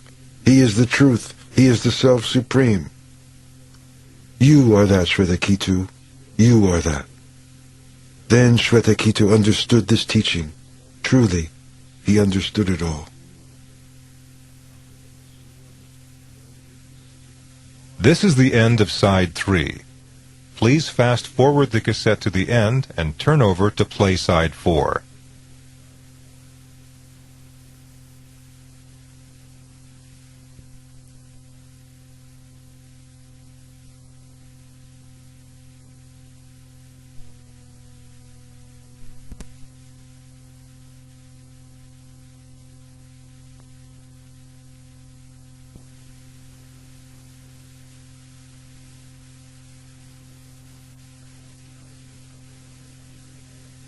The city of Brahman.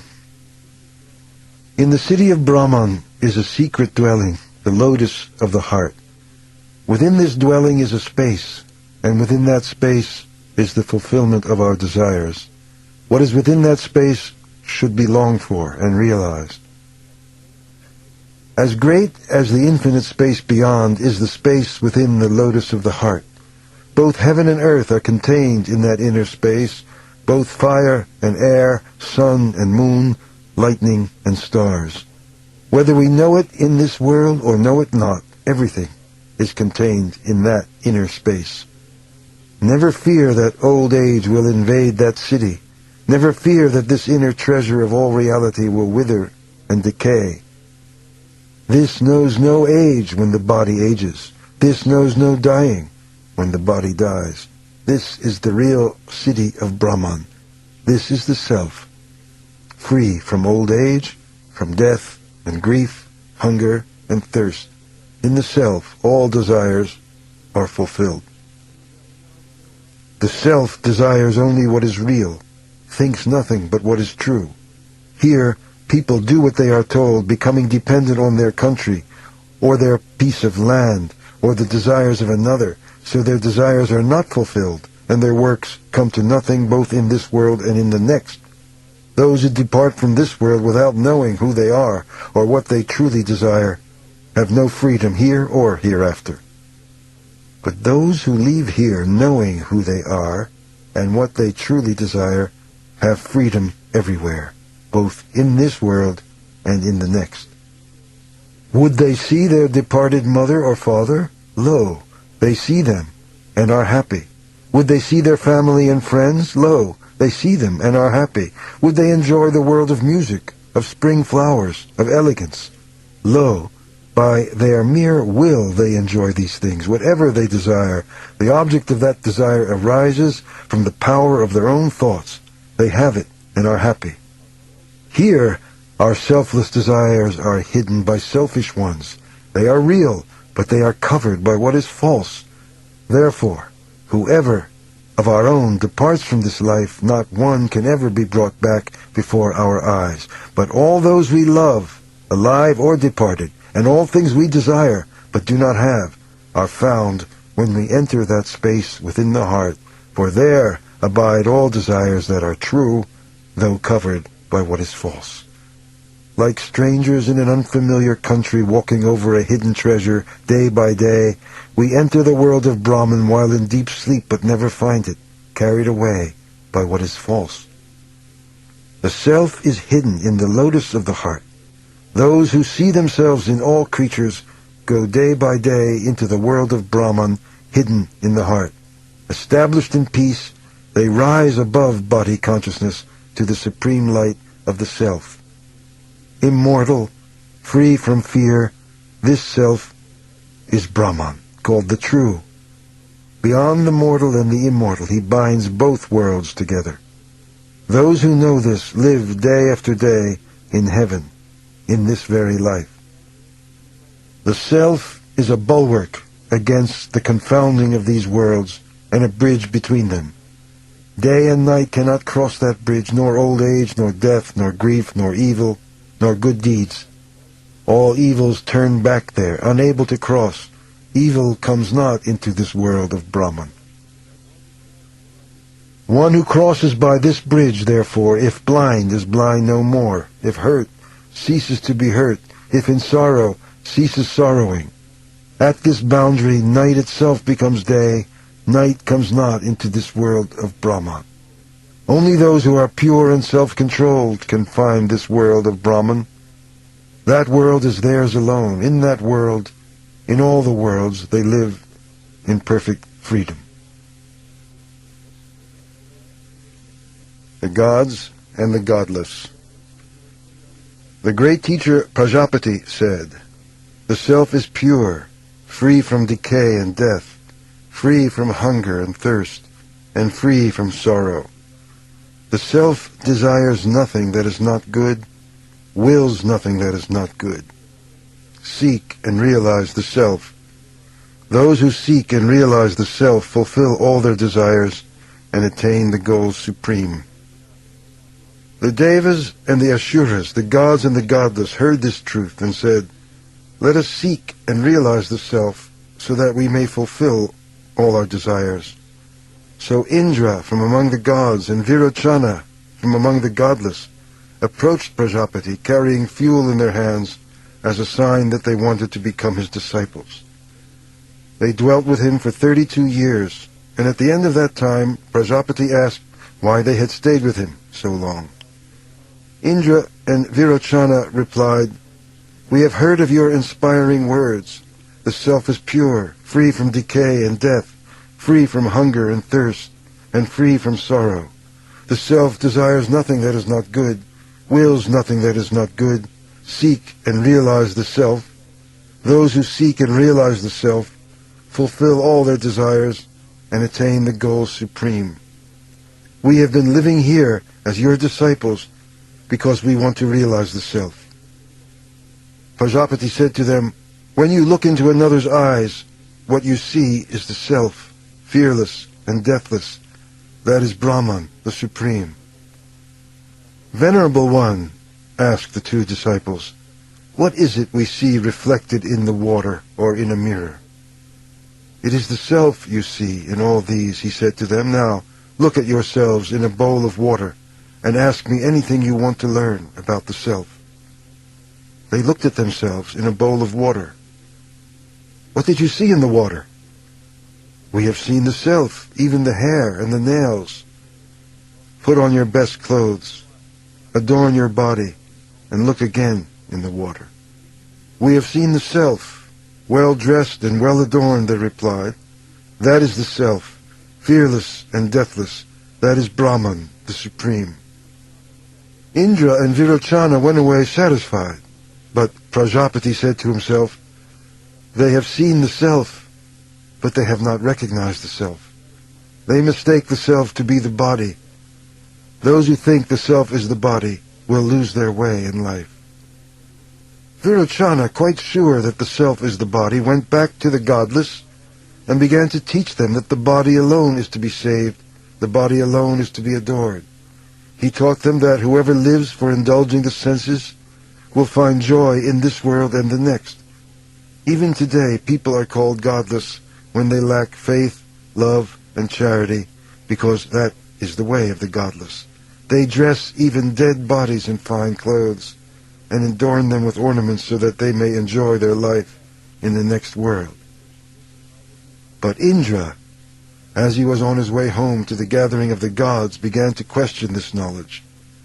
If the self is the same as the body, well dressed when the body is well dressed, well adorned when the body is well adorned, then the self will be blind when the body is blind, lame when the body is lame, paralyzed when the body is paralyzed, and when the body dies, the self too will die.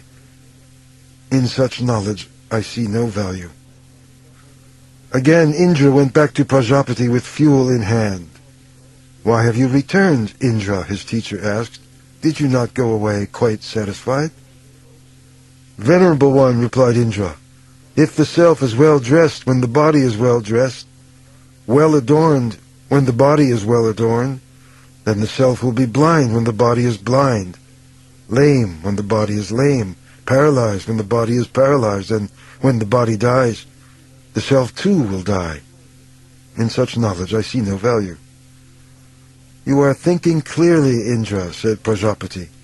Live with me for another 32 years, and I will teach you more of the self. So Indra lived with Prajapati for another 32 years. Then Prajapati said to him, that which moves about in joy in the dreaming state is the self, fearless and deathless. That is Brahman, the Supreme. Indra went away satisfied.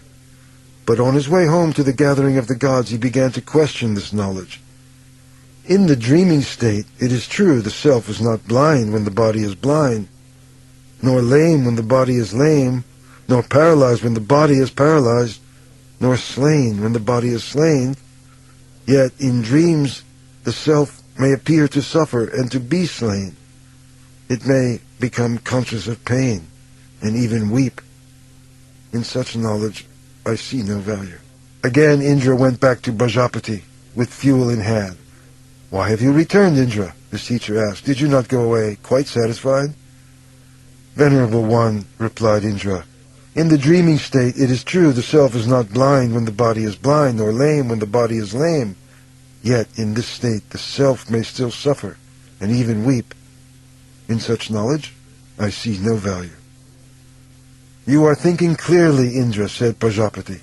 Live with me for another 32 years and I will teach you more of the self. Indra lived with Prajapati for another 32 years. Then his teacher said, when a person is sleeping soundly, free from dreams, with a still mind, that is the self, fearless and deathless. That is Brahman, the Supreme. Indra went away satisfied, but on his way home to the gathering of the gods, he began to question this knowledge. In the state of dreamless sleep, one is not aware of oneself or any other. The state of dreamless sleep is very close to extinction. In this knowledge, I see no value. Again, Indra went back to Prajapati with fuel in hand. Why have you returned, Indra? His teacher asked. Did you not go away quite satisfied? Venerable one, replied Indra, in the state of dreamless sleep one is not aware of oneself or any other. The state of dreamless sleep is very close to extinction. In this knowledge, I see no value. You are thinking clearly, Indra, said Prajapati. Live with me for another 5 years, and I will teach you to realize the self. Indra lived with Prajapati for another 5 years. Altogether, he lived with his teacher for 101 years, which is why people say even Indra had to live with his teacher for 101 years. After that time, Prajapati revealed the highest truth of the self to Indra. It is true the body is perishable, but within it dwells the imperishable self.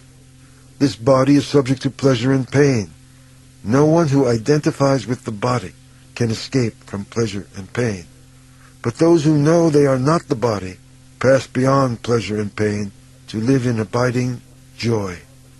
Like the wind, like clouds, like thunder and lightning, which rise from space without physical shape and reach the transcendent light in their own form, those who rise above body consciousness ascend to the transcendent light in their real form, the self. In that state, free from attachment, they move at will, laughing, playing, and rejoicing. They know the self is not this body, but only tied to it for a time, as an ox is tied to its cart. Whenever one sees, smells, speaks, hears, or thinks, they know it is the self that sees, smells, speaks, hears, and thinks. The senses are but his instruments.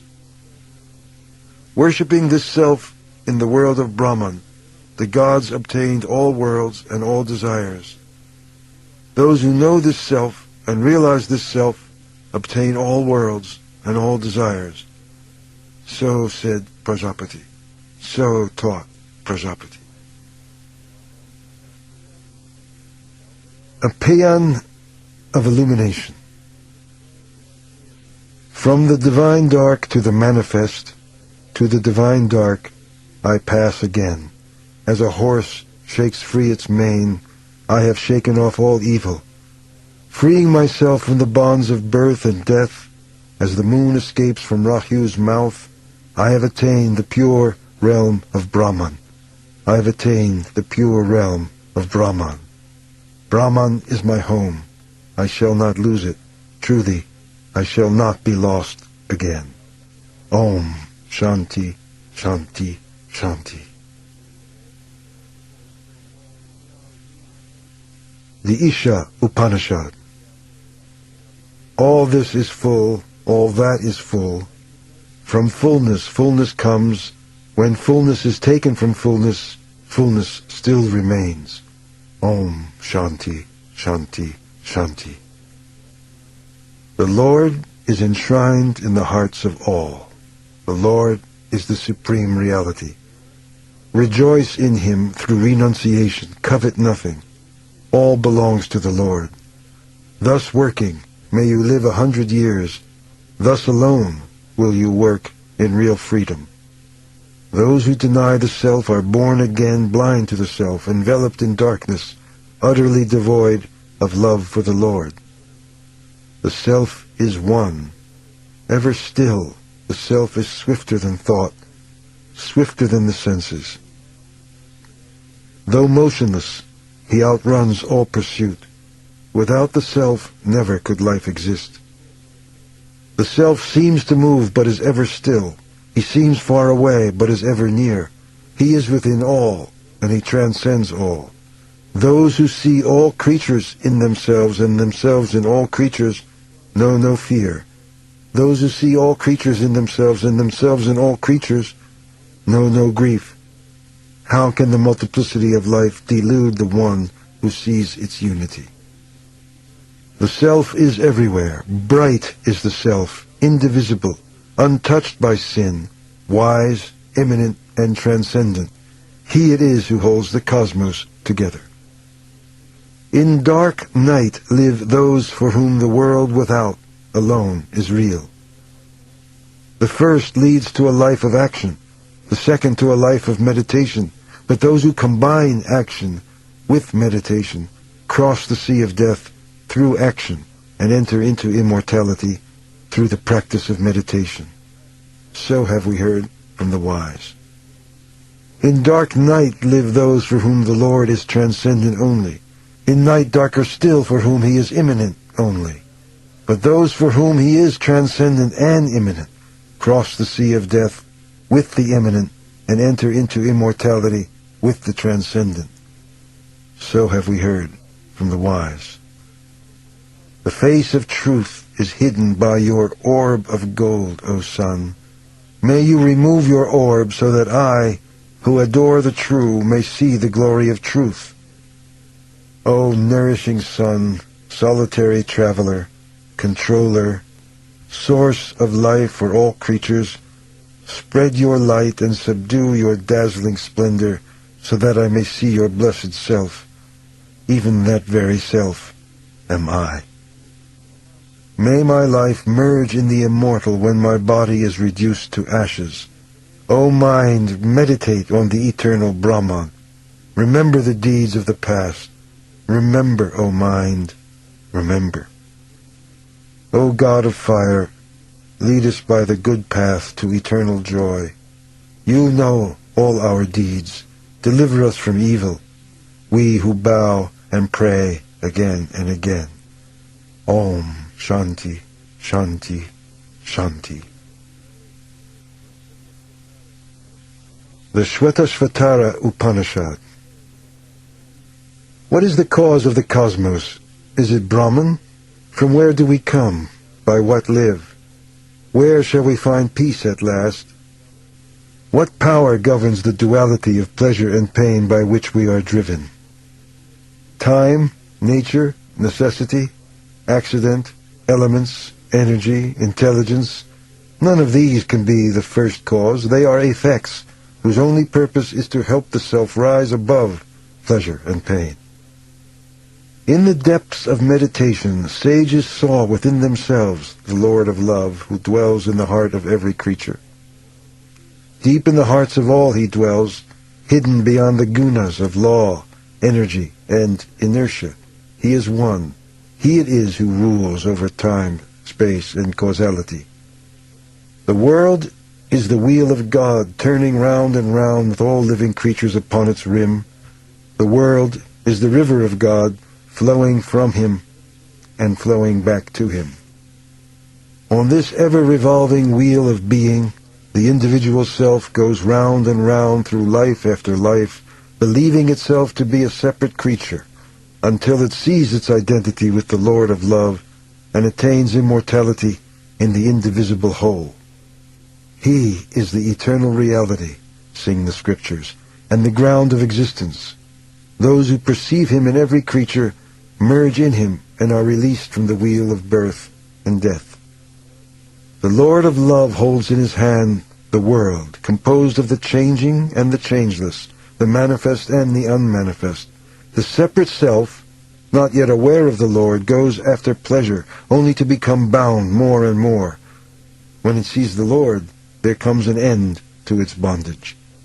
Conscious spirit and unconscious matter both have existed since the dawn of time, with Maya appearing to connect them, misrepresenting joy as outside us. When all these three are seen as one, the self reveals his universal form and serves as an instrument of the divine will. All is change in the world of the senses, but changeless is the supreme Lord of love. Meditate on him. Be absorbed in him. Wake up from this dream of separateness. The learned say life is self-created. Others say that life has evolved from time. It is the Lord who has brought the cosmos out of himself. He is pure consciousness, omnipresent, omnipotent, omniscient, creator of time and master of the three gunas. Evolution takes place at his command. Those who act without thought of personal profit and lead a well-disciplined life discover, in course of time, the divine principle that all forms of life are one. Those who work in the service of the Lord are freed from the law of karma. Know him to be the primal source of life, whose glory permeates the universe, who is beyond time and space and is seen within the heart in meditation. Know that he is beyond the tree of life, he whose power makes the planets revolve, who is both law and mercy and is seen within the heart in meditation. Know him to be the supreme Lord of lords, King of kings, God of gods, ruler of all, without action or organs of action, whose power is seen in myriad ways. Know him to be the cause, without a second, parent, or master.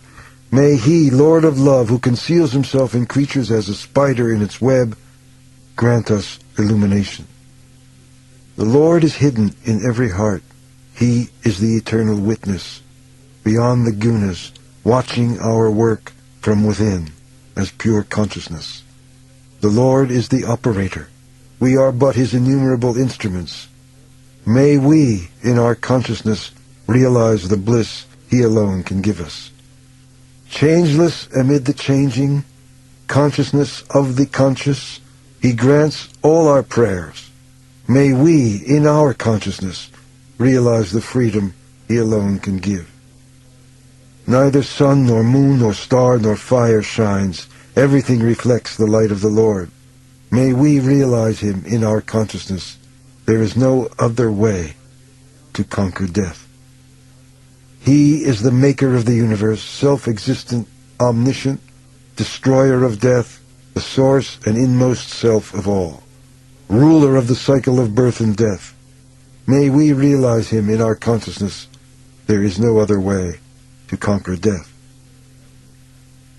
Lord Shiva is my refuge, he who grants freedom from the cycle of birth and death.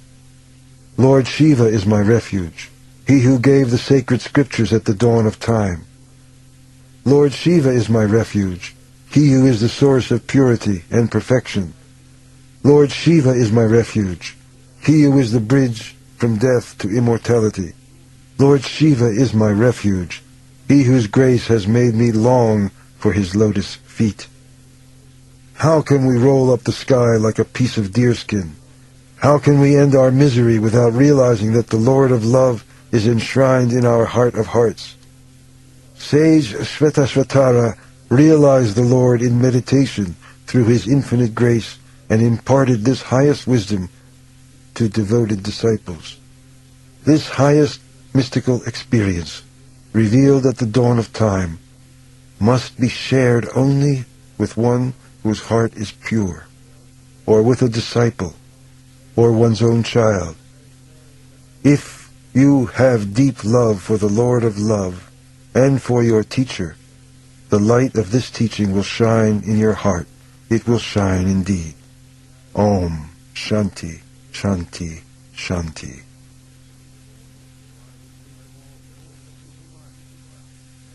The Tejabindu Upanishad. Let us meditate on the shining self, changeless, underlying the world of change, and realized in the heart in samadhi. Hard to reach is the supreme goal of life, hard to describe, and hard to abide in. They alone attain samadhi who have mastered their senses and are free from anger, free from self-will, and free from likes and dislikes, without selfish bonds to people and things. They alone attain samadhi who are prepared to face challenge after challenge in the 3 stages of meditation. Under an illumined teacher's guidance, they become united with the Lord of love, called Vishnu, who is present everywhere. Though the 3 gunas emanate from him, he is infinite and invisible. Though all the galaxies emerge from him, he is without form and unconditioned. To be united with the Lord of love is to be freed from all conditioning. This is the state of self-realization, far beyond the reach of words and thoughts. To be united with the Lord of love, imperishable, changeless, beyond cause and effect, is to find infinite joy. Brahman is beyond all duality, beyond the reach of thinker and of thought. Let us meditate on the shining self, the ultimate reality, who is realized by the sages in samadhi. Brahman cannot be realized by those who are subject to greed, fear, and anger. Brahman cannot be realized by those who are subject to the pride of name and fame, or to the vanity of scholarship. Brahman cannot be realized by those who are enmeshed in life's duality. But to all those who pierce this duality, whose hearts are given to the Lord of love, he gives himself through his infinite grace. He gives himself through his infinite grace. Om Shanti, Shanti, Shanti. Amrita Bindu Upanishad. The mind may be said to be of 2 kinds, pure and impure. Driven by the senses, it becomes impure. But with the senses under control, the mind becomes pure. It is the mind that frees us or enslaves. Driven by the senses, we become bound. Master of the senses, we become free. Those who seek freedom must master their senses. When the mind is detached from the senses, one reaches the summit of consciousness. Mastery of the mind leads to wisdom. Practice meditation. Stop all vain talk. The highest state is beyond the reach of thought, for it lies beyond all duality. Keep repeating the ancient mantra, Om, until it reverberates in your heart. Brahman is indivisible and pure. Realize Brahman and go beyond all change. He is immanent and transcendent. Realizing him, sages attain freedom and declare there are no separate minds. They have but realized what they always are. Waking, sleeping, dreaming, the self is one. Transcend these 3 and go beyond rebirth. There is only one self in all creatures. The one appears many, just as the moon appears many, reflected in water.